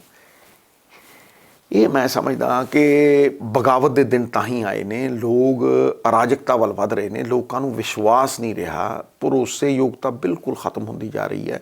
ਔਰ ਮੈਂ ਸਮਝਦਾ ਕਿ ਰਾਜਨੀਤੀ ਦੇ ਵਿੱਚ ਭਾਜੀ ਸਭ ਤੋਂ ਵੱਡੀ ਪੂੰਜੀ ਕਿਸੇ ਵੀ ਰਾਜਨੇਤਾ ਦੀ ਉਹਦੀ ਕ੍ਰੈਡੀਬਿਲਿਟੀ ਹੈ, ਉਹਦੀ ਕੀਰਤੀ ਹੈ, ਉਹਦਾ ਯਸ਼ ਹੈ। ਉਹਦਾ ਜਦੋਂ ਉਹਦੇ ਤੇ ਭਰੋਸਾ ਜਨਤਾ ਕਰਨਾ ਛੱਡ ਦਿੰਦੀ ਹੈ, ਮੈਨੂੰ ਲੱਗਦਾ ਉਸੇ ਵੇਲੇ ਉਹਦਾ ਪਤਨ ਹੋ ਜਾਂਦਾ ਹੈ। ਤੇ ਮੇਰੀ ਸਾਰੀ ਜ਼ਿੰਦਗੀ ਦਾ ਮਕਸਦ ਹੀ ਇਹ ਹੈ ਕਿ ਰਾਜਨੀਤੀ ਮੇਰੇ ਲਈ ਪ੍ਰੋਫੈਸ਼ਨ ਕਦੇ ਨਹੀਂ ਸੀ। ਮੇਰੇ ਲਈ ਹਮੇਸ਼ਾ ਰਾਜਨੀਤੀ ਇੱਕ ਮਿਸ਼ਨ ਸੀ, ਟੂ ਮੇਕ ਅ ਡਿਫਰੈਂਸ। ਲੋਕਾਂ ਦੀਆਂ ਜ਼ਿੰਦਗੀਆਂ 'ਚ ਬਿਹਤਰੀ ਦੇ ਲਈ ਇੱਕ ਬਦਲਾਵ ਲਿਆਉਣਾ, ਇਹੀ ਮਕਸਦ ਸੀ। ਸੋ ਮੈਂ ਸਮਝਦਾ ਕਿ ਮਾਹੌਲ ਇਹੋ ਜਿਹਾ ਸਿਰਜਿਆ ਜਾ ਚੁੱਕਿਆ ਹੈ ਕਿ ਕਈ ਵਾਰ ਬੰਦਾ ਆਪਣੀ ਮਰਜ਼ੀ ਦੇ ਨਾਲ ਚਲਾ ਜਾਂਦਾ, ਪਰ ਕਈ ਵਾਰ ਬਾਹਾਂ ਮਰੋੜ ਕੇ ਵੀ ਅੱਜ ਬੰਦਿਆਂ ਤੇ ਮੁਕੱਦਮੇ ਪਾ ਕੇ ਤੇ ਫਿਰ ਉਹਨਾਂ ਨੂੰ ਉਸ ਤੋਂ ਬਾਅਦ ਜਿਵੇਂ ਮੁਕੱਦਮਾ ਪਾ ਲਿਆ, ਫਿਰ ਪਸਮਾ ਲਿਆ, ਫਿਰ ਉਹਨੂੰ 4 ਪੈਸੇ ਦੇ ਤੇ ਇਹ ਖੇਡ ਪੈਸਿਆਂ ਵੱਲ ਵੱਧ ਰਹੀ ਹੈ, ਮੰਦਭਾਗਾ ਹੈ। ਸਿੱਧੂ ਸਾਹਿਬ, ਜਿਹੜੀ ਤੁਸੀਂ ਇਹ ਗੱਲ ਕਰ ਰਹੇ ਹੋ ਨਾ ਪੰਜਾਬ ਮਾਡਲ ਦੀ, ਤੁਸੀਂ ਕਾਫੀ ਡਿਟੇਲ 'ਚ ਲੋਕਾਂ ਨੂੰ ਐਕਸਪਲੇਨ ਕੀਤਾ ਹੁਣ ਤੱਕ। ਕੁਝ ਲੋਕ ਅੰਡਰਸਟੈਂਡ ਵੀ ਕਰ ਰਹੇ ਨੇ ਉਹਨੂੰ ਜੀ, ਪਰ ਕੀ ਕਾਰਨ ਹੈ ਕਿ ਤੁਹਾਡੀ ਜਿਹੜੀ ਆਪਣੀ ਪਾਰਟੀ ਹੈਗੀ ਹੈ ਉਹਦੀ ਬਹੁਤੀ ਗੱਲ ਨਹੀਂ ਕਰ ਰਹੀ, ਤੁਹਾਡੇ ਲੀਡਰ ਉਹਦੀ ਗੱਲ ਨਹੀਂ ਕਰ ਰਹੇ? ਔਰ ਕੀ ਤੁਸੀਂ ਉਹਨੂੰ ਮੈਨੀਫੈਸਟੋ 'ਚ ਉਹ ਮੇਰੇ ਖਿਆਲ 'ਚ ਉਹਦਾ ਇੰਪੋਰਟੈਂਟ ਹਿੱਸਾ ਬਣੇਗਾ ਇਹ ਪੰਜਾਬ ਮਾਡਲ ਜਿਹੜਾ ਹੈਗਾ? ਹਾਲਾਂਕਿ ਤੁਸੀਂ ਕਿਹਾ ਕਿ ਪਾਰਟੀ ਹਾਈ ਕਮਾਂਡ ਦੀ ਪੰਜਾਬ ਮਾਡਲ ਲਈ ਅਪਰੂਵਲ ਹੈਗੀ ਹੈ। ਮੇਰੀ ਇੱਕ ਗੱਲ ਸੁਣੋ ਸਰ, ਪਿਛਲੇ 50 ਸਾਲ 'ਚ ਕਿਸੇ ਲੀਡਰ ਨੇ ਇਹ ਗੱਲਾਂ ਕੀਤੀਆਂ ਪ੍ਰਤਾਪ ਸਿੰਘ ਕੈਰੋਂ ਤੋਂ ਬਾਅਦ? ਨਹੀਂ ਕੀਤੀਆਂ। ਨਾ ਦੱਸੋ, ਇੱਕ ਬੰਦਾ ਨਾ ਲਓ, ਮੈਂ ਇੱਕ ਨਾਂ ਤਾਂ ਲਓ। ਠੀਕ ਹੈ, ਨਹੀਂ ਮੈਂ ਕਹਿੰਦਾ ਇਦੋਂ ਬਿਹਤਰ ਮੈਨੂੰ ਕੋਈ ਦੱਸੇ, ਮੈਂ ਉਹਦੇ ਮਗਰ ਤੁਰਦਾ। ਆਹ ਹੁਣ ਕਿਸਾਨ ਵੀਰ ਇਲੈਕਸ਼ਨ ਲੜ ਰਹੇ, ਬਹੁਤ ਵੱਡੀ ਗੱਲ ਹੈ, ਚੰਗੀ ਗੱਲ ਹੈ, ਹਰੇਕ ਦਾ ਡੈਮੋਕ੍ਰੈਟਿਕ ਰਾਈਟ ਹੈ, ਪਰ ਮੈਨੂੰ ਦੱਸੋ ਕਿਹੜਾ ਏਜੰਡਾ ਦਿੱਤਾ ਕਿਸੇ ਨੇ? ਪਰ ਤੁਹਾਡੀ ਪਾਰਟੀ ਦੇ ਲੀਡਰਾਂ ਨੂੰ ਇਹ ਕਿਉਂ ਨਹੀਂ ਸਮਝ ਪੈ ਰਿਹਾ? ਮੇਰੀ ਗੱਲ ਨੂੰ ਸੁਣੋ, ਕਿਸੇ ਵੀ ਲੀਡਰ ਨੂੰ ਨਹੀਂ ਸਮਝ ਆਈ ਅੱਜ ਤੱਕ। ਸੁਖਬੀਰ ਨੂੰ ਆਈ ਹੈ, ਹੋਰ ਕਿਸੇ ਨੂੰ ਆਈ ਹੈ? ਕੀ ਕੀਤਾ ਉਹਨਾਂ ਨੇ? ਜਦੋਂ ਮੈਂ ਕਹਿੰਦਾ ਵੀ ਸਬਜ਼ੀਆਂ ਦੇ ਦੇਣੇ, ਫਿਰ ਕੇਜਰੀਵਾਲ ਕਹਿੰਦਾ ਇਹ ਬੜੇ ਨਕਲੀ ਕੇਜਰੀਵਾਲ। ਮੈਂ ਕਹਿੰਦਾ ਨਕਲੀ ਸਿੱਧੂ ਫਿਰਦੇ ਆ, ਫੋਟੋ ਸਟੇਟ ਤੇ ਖੜਦੇ ਆ, ਜੋ ਕਹਿੰਦਾ ਸਿੱਧੂ ਟਕ ਟਕ ਕਰਕੇ ਫਿਰ ਉਹਨੂੰ ਕਰ। ਪਰ ਨਕਲ 'ਚ ਅਕਲ ਚਾਹੀਦੀ ਹੈ ਨਾ, ਅਕਲ ਕਿੱਥੇ ਹੈ? ਹੁਣ ਕੇਜਰੀਵਾਲ ਕਹਿੰਦਾ ਮੈਂ 20,000 ਕਰੋੜ ਸੈਂਟ 'ਚੋਂ ਕੱਢ ਦੂੰਗਾ। ਲੈ ਵਾਹ, ਸ਼ੀਲਾ ਜੀ ਸਰਪਲਸ ਸਟੇਟ ਦੇਗੀ, 34,000 ਕਰੋੜ ਸੈਂਟਰ ਦੀ ਸਰਕਾਰ, ਪੁਲਿਸ ਦੇ ਉੱਤੇ 9,000 ਕਰੋੜ, 7,000 NDMC ਦੇ ਉੱਤੇ, 3,000 ਕਰੋੜ ਯੂਨੀਵਰਸਿਟੀਆਂ ਨੂੰ ਸੈਂਟਰ ਦੀ ਸਰਕਾਰ ਖਰਚਦੀ ਹੈ। ਸਰਪਲਸ ਸਟੇਟ 2002 ਦੇ ਵਿੱਚ, ਤੇ ਇਹ ਗੱਲਾਂ ਕਰਦਾ 20,000 ਕਰੋੜ ਸੈਂਟ 'ਚੋਂ ਕੱਢੂਗਾ। ਅਕਾਲੀਆਂ ਵੇਲੇ 1 ਸਾਲ ਦੇ ਵਿੱਚ 40 ਕਰੋੜ ਆਉਂਦਾ ਸੀ, ਇਹ 20,000 ਕਰੋੜ ਦੀ ਗੱਲ ਕਰਦਾ ਹੈ। ਤੇ ਕਾਂਗਰਸ ਵੇਲੇ 250 ਕਰੋੜ ਆਇਆ, ਤੇ ਇਹ ਗੱਲਾਂ ਮਤਲਬ ਜ਼ੀਰੋ ਹੈ ਹੀ ਨਹੀਂ ਕਿਤੇ। ਤਾੜ 8 ਸਿੱਧੇ ਲਾਤੇ। ਇਹਨੂੰ ਪੁੱਛੇ ਭਲੇ ਮਾਨਸ, ਜਿਹੜਾ ਨੰਬਰ 1 ਸੂਬਾ ਤੇਲੰਗਾਨਾ 300 ਕਿਲੋਮੀਟਰ ਦੇ ਵਿੱਚੋਂ 2,500 ਕਰੋੜ ਰੁਪਈਆ ਕਰਦਾ, ਤੂੰ 20,000 ਕਰੋੜ ਬੋਲੀ ਜਾਂਦਾ? ਕੀ ਬੋਲੀ ਜਾਂਦਾ ਤੂੰ? ਸ਼ਰਾਬ ਤੋਂ ਇਸ ਕਰਕੇ ਨਹੀਂ ਵੀ ਕਿਉਂਕਿ ਤੂੰ ਪੌਂਟੀ ਚੱਡੇ ਵਰਗਿਆਂ ਨੂੰ ਗਿਰਵੀ ਰੱਖਤਾ ਦਿੱਲੀ, ਹਾਂਜੀ, ਤੇ ਬੱਸਾਂ ਦੇ ਵਿੱਚੋਂ 1,000 ਕਰੋੜ ਕਿੱਥੋਂ ਕੱਢ ਦੇਗਾ? 300-400 ਕਰੋੜ ਦਾ ਘਾਟਾ ਹੈ, ਹੁਣ ਲਿਆਂਦੀ ਹੈ ਸਰਪਲਸ ਦੇ ਵਿੱਚ, ਤੇ ਤੂੰ ਅਨਾਊਂਸਮੈਂਟਾਂ ਕਰ ਗਿਆ 1,20,000 ਕਰੋੜ ਦੀਆਂ। 26 ਲੱਖ ਨੌਕਰੀ, ਸਿੱਧਾ 93,000 ਕਰੋੜ ਰੁਪਈਆ। 1000 ਰੁਪਈਆ ਹਰੇਕ ਧੀ ਭੈਣ ਨੂੰ, 12,000 ਕਰੋੜ।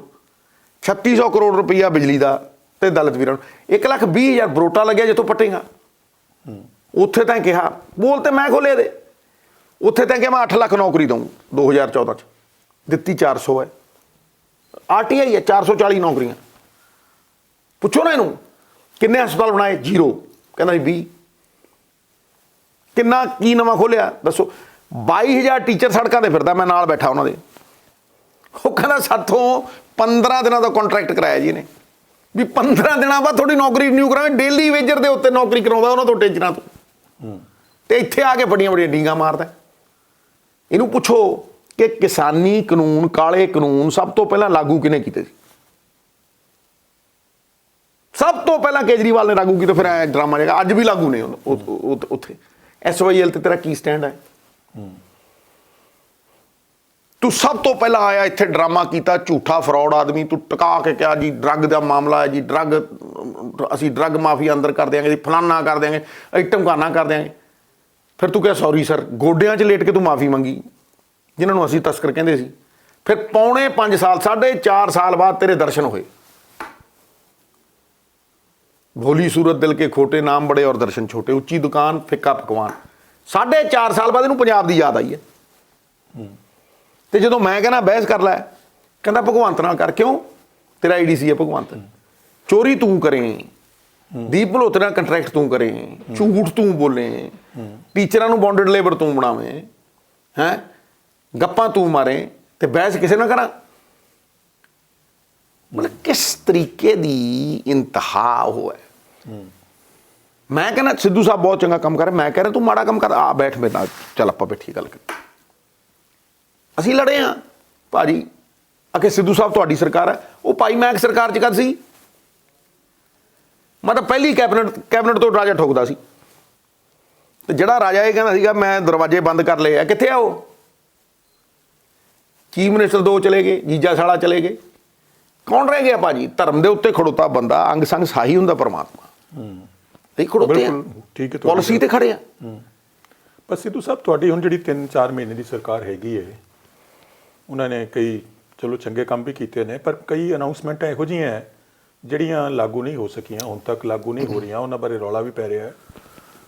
ਦੇਖੋ ਕਾਰਨ ਹੈਗਾ, ਮਤਲਬ ਤੁਸੀਂ ਬਤੌਰ ਪਾਰਟੀ ਪ੍ਰਧਾਨ ਕੀ ਮਹਿਸੂਸ ਕਰਦੇ ਹੋ? ਦੇਖੋ ਮੈਂ ਹਮੇਸ਼ਾ ਇਹ ਮਹਿਸੂਸ ਕਰਦਾ, ਔਰ ਮੈਂ ਪਹਿਲੇ ਦਿਨ ਤੋਂ ਕਹਿੰਦਾ ਆ, ਜੇ ਤੇ ਸੱਤਾ ਹਾਸਲ ਕਰਨ ਦੇ ਲਈ ਝੂਠ ਵੇਚਣਾ ਹੈ ਜਾਂ ਇੱਕ ਡੈਸਪਰੇਸ਼ਨ ਦੇ ਵਿੱਚ ਆਪਾਂ ਲੋਲੀਪੌਪ ਦੇਣ ਲੱਗ ਜਾਈਏ, ਆਹ ਵੀ ਲੈ ਲਓ, ਆਹ ਵੀ ਲੈ ਲਓ, ਆਹ ਵੀ ਲੈ ਲਓ, ਆਹ ਵੀ ਲਾ ਲਓ, ਕਸੂਰ ਨਹੀਂ ਹੈ। ਇਹ 25-30 ਸਾਲਾਂ ਤੋਂ ਹੀ ਹੁੰਦਾ ਜਾਏਗਾ। ਜਦ ਤੱਕ ਸਰ ਤੁਹਾਡੇ ਕੋਲ ਪਾਲਿਸੀ ਨਹੀਂ ਹੈ, ਬਜਟਰੀ ਐਲੋਕੇਸ਼ਨ ਨਹੀਂ ਹੈ, ਉਹਦੇ ਤੇ ਰਿਸਰਚ ਨਹੀਂ ਹੈ, ਪੈਸਾ ਆਣਾ ਕਿੱਥੋਂ ਹੈ? 1,40,000 ਕਰੋੜ ਖਰਚੇ, 75,000 ਅਸੀਂ ਬੈਗ ਬੋਰੋ ਕਰਦੇ ਹਾਂ ਇੱਦਾਂ ਵੀ ਸਾਨੂੰ ਭਾਈ ਸਾਨੂੰ ਕਰਜ਼ਾ ਦੇ ਦਿਓ, ਸਾਨੂੰ ਬੋਰੋਇੰਗ ਦੇ ਦਿਓ। ਕੈਬਨਿਟ ਬੋਰੋਇੰਗ ਪਾਸ ਕਰਦੀ, ਕੈਨ ਯੂ ਇਮੈਜਿਨ? ਹਾਂਜੀ 75,000 ਕਰੋੜ, 25,000 ਕਰੋੜ ਉਹਦੇ 'ਚ ਸੂਦ ਹਰ ਸਾਲ। Can you imagine sir? 25,000 crore ਤਨਖਾਹ, ਬਚਿਆ ਕੀ? ਠੁੱਲੂ। ਮਤਲਬ 10,000 ਕਰੋੜ ਬਚਦਾ ਸਾਲ, ਹੋਰ ਇੱਦਾਂ ਹੀ ਚੱਲੀ ਚਲੋ, ਉਹ ਵੀ ਨਹੀਂ ਬਚਣਾ। ਮਤਲਬ ਤੁਸੀਂ ਕਰਜ਼ੇ ਦੇ ਉੱਤੇ ਸਰਕਾਰ ਚਲਾ ਰਹੇ ਹੋ। ਮੈਂ ਕਹਿੰਦਾ 20-25,000 ਕਰੋੜ ਸ਼ਰਾਬ ਚੋਂ ਕੱਢੋ, ਮੈਂ ਕਹਿੰਦਾ 2-3,000 ਕਰੋੜ ਰੁਪਈਆ ਰੇਤੇ ਚੋਂ ਕੱਢੋ, 5,000 ਕਰੋੜ ਕੇਬਲ ਚੋਂ ਕੱਢੋ, 1,000-2,000 ਕਰੋੜ ਰੁਪਈਆ ਇਹਦੇ ਚੋਂ ਕੱਢੋ ਟਰਾਂਸਪੋਰਟ ਚੋਂ। ਜ਼ਮੀਨਾਂ ਜਿਹੜੀਆਂ ਨੇ ਛੁਡਾਓ, ਲੋਕਾਂ ਨੇ ਬਿਨਾਂ ਮਤਲਬ ਦੇ ਕਬਜ਼ੇ ਕਰ ਰੱਖਿਆ, ਲੀਜ਼ਾਂ ਕਰਾ ਰੱਖੀਆਂ, ਲੀਜ਼ਾਂ ਹੋਈਆਂ ਹੀ ਨਹੀਂ, ਲੀਜ਼ਾਂ ਰਿਨਿਊ ਵੀ ਨਹੀਂ ਹੋਈਆਂ, ਫਿਰ ਵੀ ਨਾ ਕੋਈ ਪੰਜੀ ਦਿੰਦਾ, ਨਾ ਕੋਈ ਗੱਲ, ਨਾ ਕੋਈ ਬਾਤ। ਤੁਸੀਂ ਉੱਥੋਂ ਹੀ ਤੁਸੀਂ ਆਰਾਮ ਨਾਲ 30-40,000 ਕਰੋੜ ਰੁਪਈਆ ਕੱਢ ਸਕਦੇ ਹੋ। ਉਹਨੂੰ ਸੈਂਟਰ ਦੀਆਂ ਸਕੀਮਾਂ 'ਚ ਪਾਓ, 80,000 ਕਰੋੜ ਰੁਪਈਆ, ਤੇ ਉਹਨਾਂ ਦੇ ਵਿੱਚੋਂ ਤੁਸੀਂ 20-30,000 ਕਰੋੜ ਰੁਪਈਆ ਵਾਪਸ ਮੋੜੋ। ਇਸ ਟ੍ਰੈਂਡ ਨੂੰ ਮੋੜੋ ਭਾਜੀ, ਕਿਉਂਕਿ ਪੰਜਾਬ ਰਹਿਣ ਜੋਗਾ ਰਹਿਣਾ ਨਹੀਂ। ਜੇ ਅਸੀਂ ਇਸ ਇਲੈਕਸ਼ਨ ਨੂੰ ਅਗਲੇ ਇਲੈਕਸ਼ਨ ਕਿਸੇ ਸਵਾਂਗ ਦੇ ਲਈ ਲੜੇ ਤੇ ਫਿਰ ਗੱਲ ਨਹੀਂ ਬਣਨੀ। ਸਾਨੂੰ ਇਹ ਇਲੈਕਸ਼ਨ ਅਗਲੀ ਪੀੜ੍ਹੀ ਦੇ ਲਈ ਲੜਨਾ ਪੈਣਾ। ਹੁਣ ਤੁਸੀਂ ਰੇਤਾ ਫਰੀ ਦੀ ਗੱਲ ਕਰਦੇ ਹੋ ਗਿਆ 3700 ਨੂੰ ਵਿਕਦਾ। ਮੈਂ ਹਰ ਰੋਜ਼ ਪਤਾ ਕਰਦਾ ਜਹਾਜ਼ ਜਿਹੜਾ 4400 ਨੂੰ, ਜਿਹੜਾ ਪਠਾਨਕੋਟ ਵਾਲਾ ਰੇਤਾ 4500 ਦਾ। ਫਿਰ ਭਾਈ ਕਿਉਂ, ਕਿਸ ਤਰ੍ਹਾਂ ਹੋਊਗਾ ਇਹ? ਤਾਂ ਇੱਕ ਸਿਸਟਮ ਹੈ। ਤੁਹਾਨੂੰ ਕਾਰਪੋਰੇਸ਼ਨ ਬਣਾਉਣੀ ਪਊ, ਤੁਹਾਨੂੰ ਟਰੱਕ ਇੰਪਾਊਂਡ ਕਰਨੇ ਪੈਣਗੇ, ਤੁਹਾਨੂੰ ਉੱਥੇ ਤੱਕ ਪਹੁੰਚਾਉਣ ਲਈ ਈ ਗਵਰਨੈਂਸ ਕਰਨੀ ਪਊ, ਤੁਹਾਨੂੰ ਸਟਾਕ ਯਾਰਡ ਬਣਾਉਣੇ ਪੈਣਗੇ, ਤੁਹਾਨੂੰ ਸਰਕਾਰੀ ਕਰਨਾ ਪਊ ਰੇਤਾ, ਸਰਕਾਰੀ ਖਜ਼ਾਨਾ ਬਣਾਉਣਾ ਪਊ। ਠੀਕ ਹੈ। ਜਿਹੜਾ ਜਾਲੀ ਟਰੱਕ ਹੈ ਉਹਦੇ 'ਤੇ ਰੰਗ ਹੋਣਾ ਚਾਹੀਦਾ, ਰੇਟ ਵੇਟ ਡੇਟ ਹੋਣੀ ਚਾਹੀਦੀ ਹੈ, ਇੱਕੋ ਪਰਚੀ ਨਾਲ ਚਲਾਈ ਜਾਂਦੇ ਹੋ। ਜਿਹੜਾ ਬਾਹਰੋਂ ਆਉਂਦਾ ਉਹਦੇ 5-7 ਹਜ਼ਾਰ ਰੁਪਈਆ ਮਾਫੀਆ ਕਿਉਂ ਲਵੇ, ਤੁਸੀਂ ਲਓ, ਸਰਕਾਰ GST ਲਾਵੇ, ਅਤੇ ਰੇਤਾ 1000 ਰੁਪਈਏ ਟਰਾਲੀ ਲੋਕਾਂ ਨੂੰ ਦਿਓ। ਵੋਲਿਊਮ ਵਧੇਗਾ, ਕੰਸਟਰਕਸ਼ਨ ਵਧੇਗੀ, ਗਰੀਬ ਦੀ ਰੋਟੀ ਚੱਲੇਗੀ।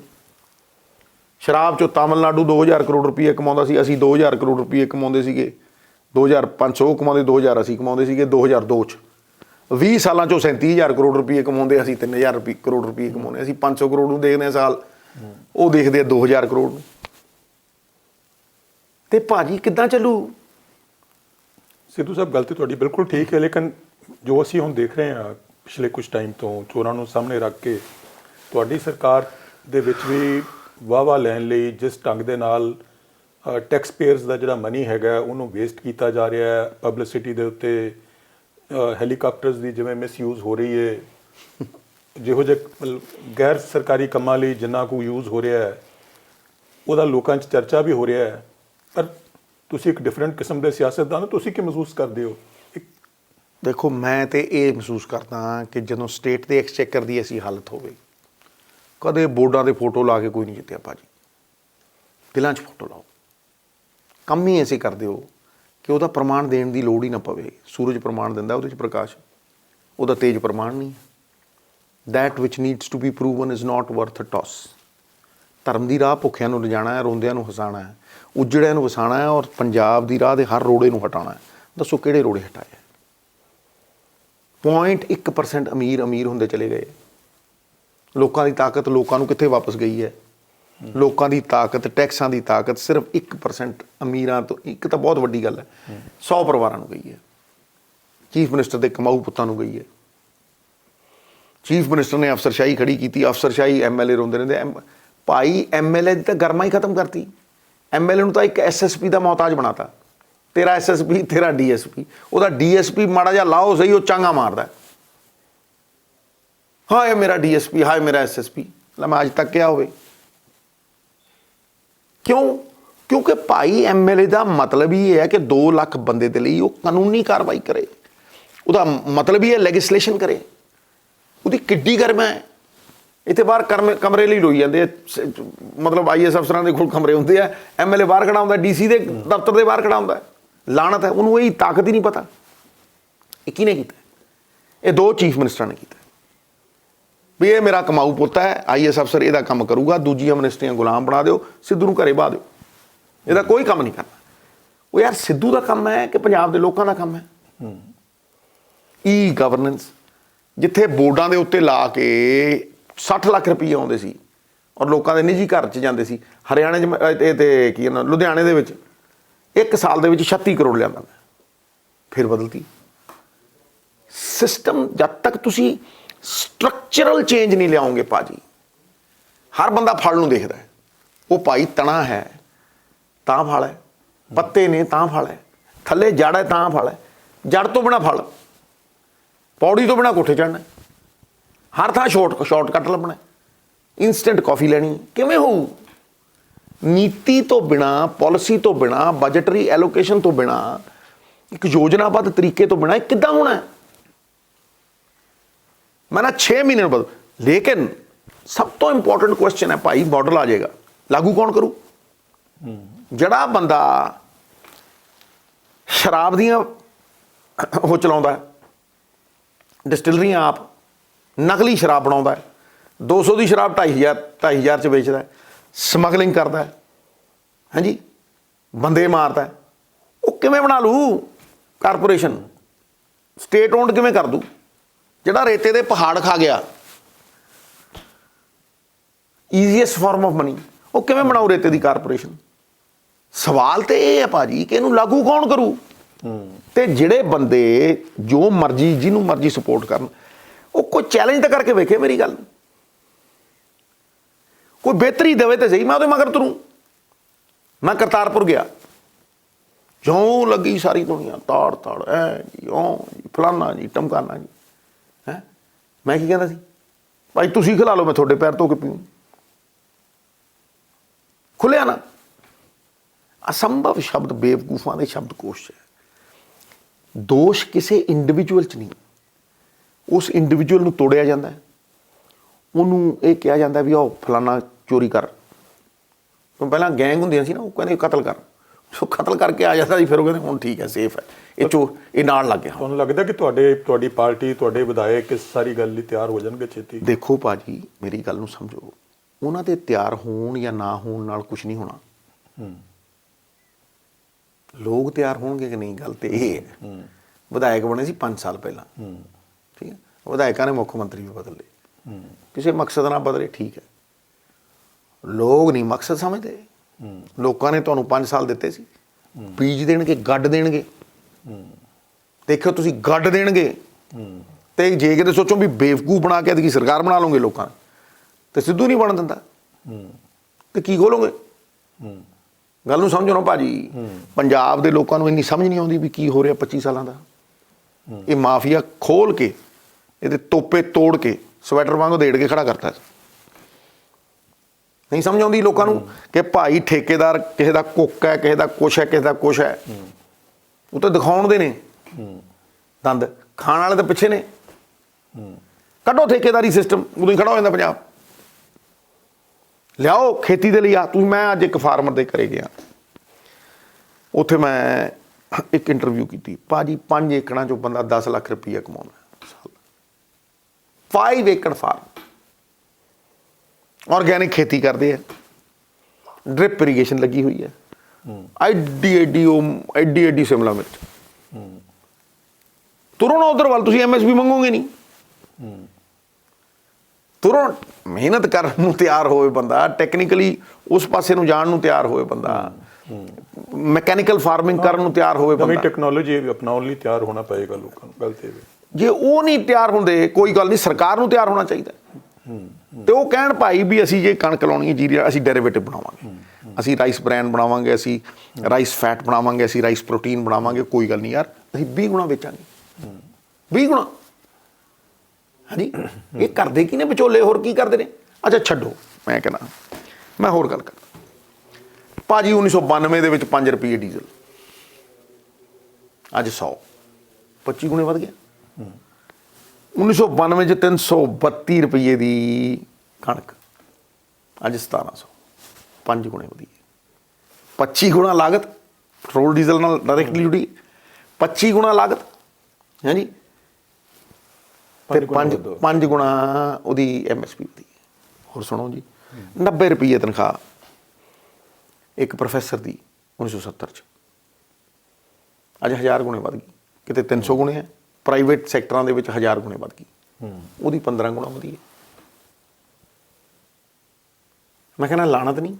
ਫਿਰ ਉਹਨੂੰ DA ਮਿਲਦਾ, ਉਹਨੂੰ TA ਮਿਲਦਾ, ਉਹਨੂੰ ਪੈਨਸ਼ਨ ਮਿਲਦੀ ਹੈ। ਉਹ ਕਿਉਂ ਨਹੀਂ ਬੈਠੂਗਾ ਜਾ ਕੇ ਬਰੂਹਾਂ ਦੇ ਉੱਤੇ? ਉਹ ਕਿਉਂ ਨਹੀਂ ਵਿਦਰੋਹ ਕਰੇਗਾ? ਤੁਸੀਂ ਉਹਨੂੰ ਇੱਜ਼ਤ ਦੀ ਰੋਟੀ ਨਹੀਂ ਦਿੰਦੇ। ਉਹ ਕਹਿੰਦੇ ਉਹਨੂੰ ਅੰਨਦਾਤਾ ਹੂੰ, ਭਿਖਾਰੀ ਬਣਾ ਕੇ ਖੜੇ ਕਰਦੇ। ਤੁਸੀਂ ਕੀ ਕਰਦੇ ਹੋ? ਉਹ ਤੁਹਾਡੇ ਤੋਂ ਮੰਗਣ ਨਹੀਂ ਆਊਗਾ, ਖੋਹੂਗਾ। ਫਿਰ ਪੰਜਾਬੀ ਕੌਮ ਇਹੋ ਜਿਹੀ ਹੈ, ਅਣਖ ਵਾਲੀ ਕੌਮ ਹੈ। ਗੱਲ ਨੂੰ ਸਮਝੋ ਨਾ। ਉਹ ਫਿਰ ਆਪਦੇ ਅਧਿਕਾਰ ਮੰਗੂਗਾ, ਕਿਉਂ ਨਾ ਮੰਗੂਗਾ? ਮਜ਼ਦੂਰ ਹੈ ਭਾਜੀ। ਇਹ ਪਾਲਿਸੀਆਂ ਨੇ ਨਵਜੋਤ ਸਿੱਧੂ ਦੇ ਪੰਜਾਬ ਮਾਡਲ ਦੀਆਂ। ਮੈਂ ਕਹਿੰਦਾ ਤੁਸੀਂ ਅੱਜ ਜੇ ਕਿਸੇ ਇੰਡਸਟਰੀਅਲਿਸਟ ਨੂੰ ਬਿਜਲੀ ਦੇਣੀ, ਬਿਜਲੀ ਰੌਲਾ ਪਾ ਰੱਖਿਆ ਭਾਈ। ਇੰਡਸਟਰੀਅਲਿਸਟ ਜਿੱਥੋਂ ਮਰਜੀ, ਕੋਈ ਵੀ ਇੰਡਸਟਰੀ ਜਿੱਥੋਂ ਮਰਜੀ ਬਿਜਲੀ ਖਰੀਦੇ, ਸਭ ਤੋਂ ਸਸਤੀ PSPCL ਉਹਨੂੰ ਟਰਾਂਸਮਿਸ਼ਨ ਦੇਗੀ, ਓਪਨ ਸੋਰਸ ਇਲੈਕਟ੍ਰਿਸਿਟੀ। 4 ਦਿਨਾਂ 'ਚ ਬੰਦੇ ਦੇ ਪੁੱਤ ਬਣ ਜਾਂਦੇ ਸਾਰੇ। ਮੈਂ ਕਰਪਸ਼ਨ 100 ਸਾਲ ਦੂਰ ਕਰਨੀ ਚਾਹਾਂ, ਨਹੀਂ ਕਰ ਸਕਦਾ। ਮੈਨੂੰ E-ਗਵਰਨੈਂਸ ਕਰਨ ਦਿਓ, E-ਫਾਈਲਿੰਗ ਕਰਨ ਦਿਓ। ਮੈਂ ਕੰਪਿਊਟਰ ਤੇ ਘਰੇ ਬੈਠੇ ਸਰਟੀਫਿਕੇਟ ਲਊ ਬੰਦਾ। ਸਰਕਾਰ ਲੋਕਾਂ ਦੇ ਦੁਆਰ, ਇਹ ਨਵਜੋਤ ਸਿੱਧੂ ਦਾ ਨਾਰਾ ਸੀ। ਹੁਣ ਬੜੇ ਕਾਪੀ ਕਰਨ ਆ ਗਏ ਭਾਈ। ਮੈਂ ਕਹਿੰਦਾ ਤੁਸੀਂ ਸਿੰਗਲ ਵਿੰਡੋ ਸਿਸਟਮ ਦੀ ਗੱਲ ਕਰਦੇ ਹੋ। ਸਿੰਗਲ ਵਿੰਡੋ ਸਿਸਟਮ ਉਸ ਦਿਨ ਹੋਊਗਾ ਜਿੱਦਣ ਉਸ ਵਿੰਡੋ ਦੇ ਪਿੱਛੇ 25 ਵਿੰਡੋਆਂ ਨਹੀਂ ਖੁੱਲਦੀਆਂ। ਇੱਥੋਂ ਪੈਸੇ, ਇੱਥੋਂ ਪੈਸੇ, ਉੱਥੋਂ ਪੈਸੇ।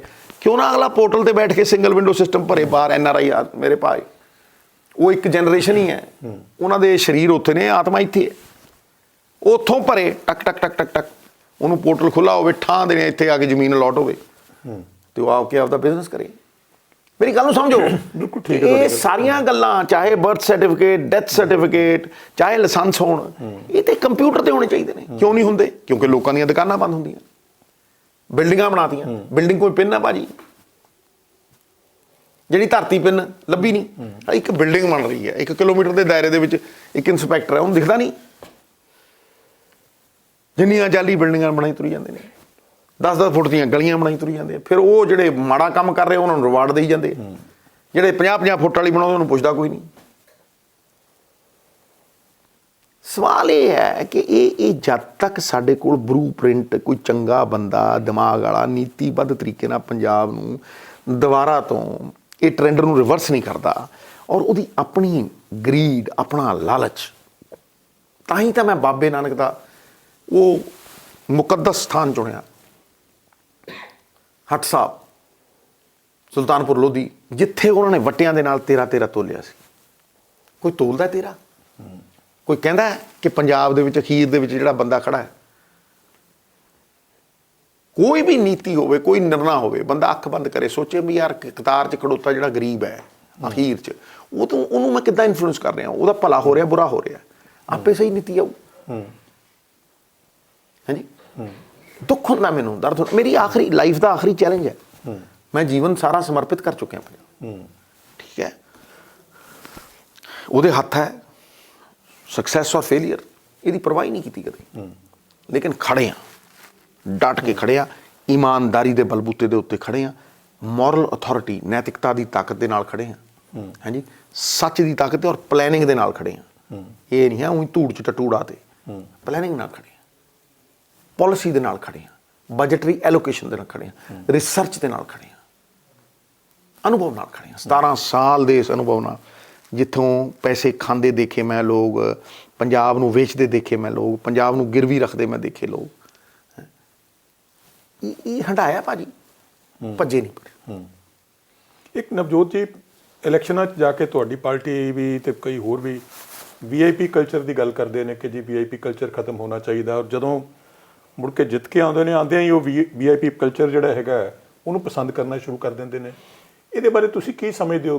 ਕਿਵੇਂ ਤੁਸੀਂ ਸਮਝਦੇ ਹੋ ਕਿ ਇਹਨੂੰ ਖਤਮ ਕੀਤਾ ਜਾ ਸਕਦਾ ਜਾਂ ਇਹਦੇ ਨਾਲ ਟੈਕਲ ਕੀਤਾ ਜਾ ਸਕਦਾ? ਦੇਖੋ ਭਾਜੀ, VIP ਕਲਚਰ, VIP ਉਹ ਬੰਦਾ ਹੁੰਦਾ ਜਿਹਨੂੰ ਲੋਕ ਪਿਆਰ ਕਰਦੇ ਹੋਣ। VIP ਉਹ ਥੋੜ੍ਹਾ ਹੁੰਦਾ ਜਿਹੜਾ 10 ਗਨਮੈਨ ਲੈ ਕੇ ਫਿਰਦਾ ਰਿਹਾ ਹੈ ਜੀ।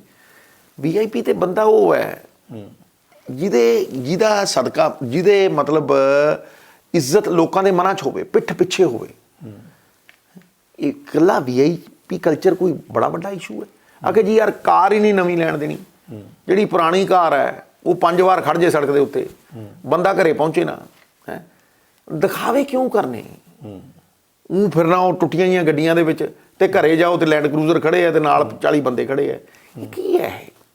ਇਹ ਮੁਖੌਟੇ ਲਾਈਏ, ਇਹ ਦਿਖਾਵੇ ਬੰਦ ਕਰੀਏ, ਜੋ ਦਿਲ ਦੇ ਵਿੱਚ ਹੈ ਸਾਫ਼ ਉਹਨੂੰ ਰੱਖੀਏ। ਅਮਰੀਕਾ ਦੇ ਵਿੱਚ ਤੁਹਾਡੀ ਪਾਰਟੀ ਨੇ ਅਨਾਉਂਸ ਕੀਤਾ ਹੈ ਕਿ ਅਸੀਂ ਆਪਣਾ CM ਕੈਂਡੀਡੇਟ ਅਜੇ ਅਨਾਉਂਸ ਨਹੀਂ ਕਰਾਂਗੇ, ਔਰ ਦੂਜੀਆਂ ਜਿਹੜੀਆਂ ਪਾਰਟੀਆਂ ਹੈ ਸਾਡੇ ਸਾਹਮਣੇ ਹੈਗਾ ਕਿ ਕਈ ਵਾਰੀ ਪਾਰਟੀਆਂ ਨੁਕਸਾਨ ਵੀ ਉਠਾ ਚੁੱਕੀਆਂ ਹੈ ਇਸ ਗੱਲ ਕਰਕੇ ਕਿ CM ਕੈਂਡੀਡੇਟ ਨਾ ਅਨਾਉਂਸ ਕਰਨ ਕਰਕੇ ਲੋਕੀ ਉਹਨਾਂ ਨੂੰ ਉਸ ਢੰਗ ਨਾਲ ਵੋਟ ਨਹੀਂ ਕਰਦੇ ਜਿਵੇਂ ਹੋ ਸਕਦਾ ਸੀ ਉਹਨਾਂ ਲਈ। ਤੁਸੀਂ ਇਹਦੇ ਬਾਰੇ ਕੀ ਸੋਚਦੇ? ਦੇਖੋ ਭਾਜੀ, ਤੁਹਾਡੇ ਕੋਲ ਮਿਸਾਲ ਹੈ, ਪਿਛਲੀ ਵਾਰ ਆਮ ਆਦਮੀ ਪਾਰਟੀ ਨੇ CM ਕੈਂਡੀਡੇਟ ਨਹੀਂ ਕੀਤਾ, ਉਹਦਾ ਉਹਨਾਂ ਨੂੰ ਨੁਕਸਾਨ ਹੋਇਆ। ਸਾਨੂੰ ਸਭ ਤੋਂ ਵੱਡਾ ਫਾਇਦਾ ਹੋਇਆ। ਮੈਂ ਹੀ ਪੁੱਛਦਾ ਰਿਹਾ ਉਹਨਾਂ ਨੂੰ, ਬਰਾਤ ਖੜੀ ਹੋਏ, ਲਾੜਾ ਕਿੱਥੇ ਤੁਹਾਡਾ? ਇਹ ਮੇਰੇ ਕੋਲ ਅੱਜ ਡਿਪਟੀ ਬਣ ਜਾ। ਮੈਂ ਕਿਹਦਾ ਡਿਪਟੀ ਬਣਾ? ਗੁਮਨਾਮ ਦਾ, ਦੱਸੋ ਨਾ ਕਿਹਦਾ ਬਣਾ। ਤੇ ਮੈਨੂੰ ਫੋਨ ਕਰਦੇ ਉਹ ਬਣਨਾ ਚਾਹੁੰਦਾ ਕੇਜਰੀਵਾਲ। ਫਿਰ ਉਹ ਕੁਮਾਰ ਵਿਸ਼ਵਾਸ ਨੇ ਪੋਤੜੇ ਖੋਲੇ ਕਿ ਨਹੀਂ ਖੋਲੇ? ਹਾਂਜੀ, ਇਹ ਨੁਕਸਾਨ ਹੁੰਦਾ ਹੈ ਕਿਉਂਕਿ ਲੋਕਾਂ ਦਾ ਮੌਲਿਕ ਹੱਕ ਹੈ ਭਾਈ, ਉਹ ਜਾਣਨ ਤਾਂ ਸਹੀ ਵੀ ਲਾਗੂ ਕੌਣ ਕਰੂ, ਅਸੀਂ ਕਿਹਦੇ ਤੇ ਵਿਸ਼ਵਾਸ ਕਰਨਾ ਹੈ। ਐਬਸੋਲੂਟ ਪਾਵਰ ਹੈ ਜੀ ਚੀਫ ਮਿਨਿਸਟਰ ਕੋਲ। ਮੈਂ ਤੁਹਾਨੂੰ ਠੋਕ ਕੇ ਕਹਿੰਦਾ ਐਬਸੋਲੂਟ ਪਾਵਰ। ਤੁਸੀਂ ਆਪਣੀ ਬਤੌਰ ਪ੍ਰਧਾਨ ਆਪਣੀ ਪਾਰਟੀ ਹਾਈ ਕਮਾਂਡ ਨੂੰ ਇਹ ਕਹਿ ਨਹੀਂ ਰਹੇ ਕਿ ਉਹਨਾਂ ਨੂੰ ਕਰਨਾ ਚਾਹੀਦਾ? ਨਹੀਂ, ਦੇਖੋ ਮੈਂ ਤੇ ਓਪਨਲੀ ਇੱਕ ਗੱਲ ਕਰਨਾ ਕਿ ਦੇਖੋ good intentions die unless they are executed. Execute ਕੌਣ ਕਰੂ? ਕਿਰਦਾਰ ਕਿਹਦੇ ਕੋਲ ਹੈ, ਮੋਰਲ ਅਥਾਰਟੀ ਕਿਹਦੇ ਕੋਲ ਹੈ, ਨੈਤਿਕਤਾ ਦੀ ਤਾਕਤ ਕਿਹਦੇ ਕੋਲ ਹੈ, ਇਮਾਨਦਾਰੀ ਤੇ ਬਣੇਗੀ, ਕ੍ਰੈਡੀਬਿਲਿਟੀ ਤੇ ਬਣੇਗੀ ਸਰਕਾਰ। ਫਿਰ ਭਾਈ ਕੌਣ ਲਾਗੂ ਕਰੂ? ਮੈਨੂੰ ਇੱਕ ਗੱਲ ਦੱਸੋ ਭਾਜੀ, ਮੈਂ ਫੈਕਟਰੀ ਚਲਾਉਣਾ, ਮੈਂ ਦਾਰੂ ਵੇਚਦਾ, ਮੈਂ ਸ਼ਾਮ ਨੂੰ 6 ਪੈਗ ਲਾਉਣਾ, ਸਵੇਰੇ ਮੈਂ ਸਟੇਜ ਤੇ ਖੜ ਕੇ ਕਹਿਣਾ ਦਾਰੂ ਪੀਣਾ ਹਾਨੀਕਾਰਕ ਹੈ, ਕੌਣ ਮੰਨੂ? ਦੱਸੋ ਸਹੀ। ਮੇਰੇ ਘਰ ਦੇ ਮੂਹਰੇ ਸ਼ਰੇਆਮ ਪਹਾੜਾਂ ਦੇ ਪਹਾੜ ਖਾ ਲਏ ਅਜਗਰ ਵਾਂਗ, ਫਿਰ ਮੈਂ ਕਹਿਣਾ ਮੇਰੇ ਕੋਲ ਨਾ ਆਈਓ ਬਈ, ਮਾਈਨਿੰਗ ਵਾਲਾ ਬੰਦਾ ਕੋਈ ਮੰਨੂ? ਭਾਈ ਤੁਸੀਂ 20,000 ਰੁਪਈਏ ਕਿਸੇ ਨੂੰ ਦਿਓ ਪੋਲੀਟੀਸ਼ੀਅਨ ਨੂੰ, ਜਿਹੜਾ ਦੇ ਕੇ ਆਊ ਨਾ ਉਹ 20,000 ਬੰਦੇ ਨੂੰ ਦੱਸੂ ਵੀ ਮੈਂ ਇਹਨੂੰ ਫਲਾਣੇ ਨੂੰ 20,000 ਦੇ ਕੇ ਨਾ ਪੋਤੜੇ ਖੋਲ ਦੂ। ਗਿਆਨੀ ਦੀ ਚਾਹ ਦੀ ਦੁਕਾਨ ਦੇ ਉੱਤੇ ਪੋਤੜੇ ਖੁੱਲੇ ਹੋਏ ਪਏ। ਇਸ਼ਕ ਮੁਸ਼ਕ, ਲਸਣ ਦੀ ਵਾਸਤੇ ਚੋਰੀ, ਇਹ ਛੁਪਾਈ ਛੁਪਦੀ ਹੈ। ਇਸ ਕਰਕੇ ਆਪਦੇ ਇਮਾਨ ਨੂੰ ਸੰਭਾਲ ਕੇ ਰੱਖਿਆ ਭਾਜੀ, ਤਾਂ ਹੀ ਆਵਾਜ਼ ਨਿਕਲਦੀ ਹੈ।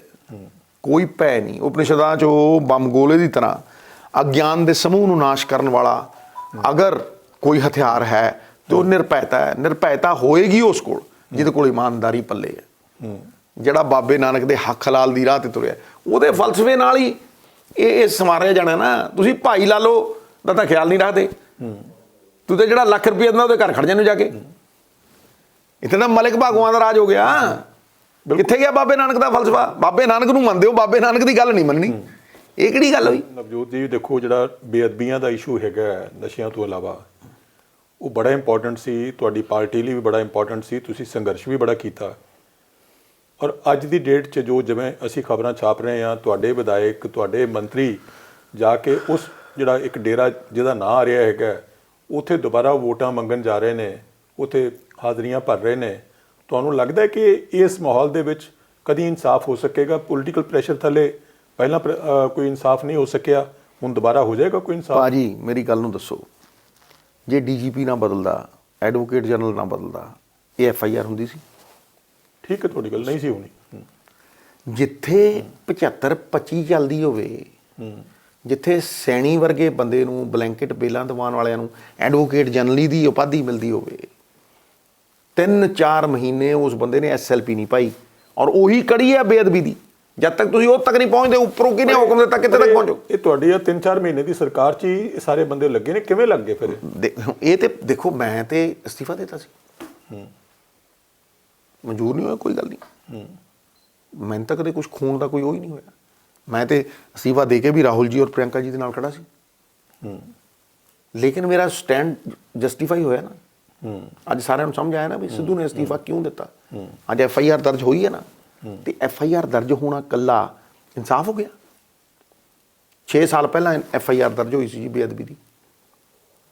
ਤੁਸੀਂ ਉਸ ਬੰਦੇ ਨੂੰ, ਸੋਤੇ ਨੂੰ, ਜਿਸ ਬੰਦੇ ਨੇ ਸੁਖਬੀਰ ਨੂੰ ਕਲੀਨ ਚਿੱਟ ਦਿੱਤੀ, ਤੁਸੀਂ ਉਹਨੂੰ DGP ਲਾਤਾ। ਦੂਜੀ ਗੱਲ, ਸਰਦਾਰ ਸੁਖਬੀਰ ਸਿੰਘ ਬਾਦਲ ਨੂੰ ਪੁੱਛੇ ਕਿ ਜਿੱਥੇ ਤੁਸੀਂ ਅੱਜ ਵੋਟਾਂ ਮੰਗਣ ਜਾਂਦੇ ਹੋ, ਤਾਂ ਵੋਟਾਂ ਲਿੱਤੀਆਂ ਨਹੀਂ? ਜਦੋਂ ਡੇਰਾ ਸਾਧ ਨੇ ਸਵਾਂਗ ਰਚਾਇਆ ਗੁਰੂ ਪਾਤਸ਼ਾਹ ਦਾ, 10ਵੇਂ ਪਾਤਸ਼ਾਹ ਦਾ, FIR ਹੋਈ, ਇਹਨਾਂ ਨੇ ਚਾਰਜ ਨਹੀਂ ਫਰੇਮ ਕਰਨ ਦਿੱਤਾ 5 ਸਾਲ। ਪਹਿਲਾਂ ਹਰਸਿਮਰਤ ਦੀ ਇਲੈਕਸ਼ਨ 'ਚ ਵੋਟਾਂ ਲੈਂਦੇ ਰਹੇ, ਫਿਰ 2012 ਦੀ ਇਲੈਕਸ਼ਨ ਤੋਂ ਇੱਕ ਦਿਨ ਪਹਿਲਾਂ ਚਾਰਜ ਵਿਡਰਾਅ ਕਰ ਲਿਆ। ਉਹ ਗਵਾਹ ਕਹਿੰਦਾ ਮੈਂ ਸੀਗਾ ਭਾਈ, ਮੈਨੂੰ ਪਤਾ ਮੈਂ ਸੀਗਾ। ਪੁਲਿਸ ਕਹਿੰਦੀ ਨਹੀਂ ਸੀ ਤੂੰ।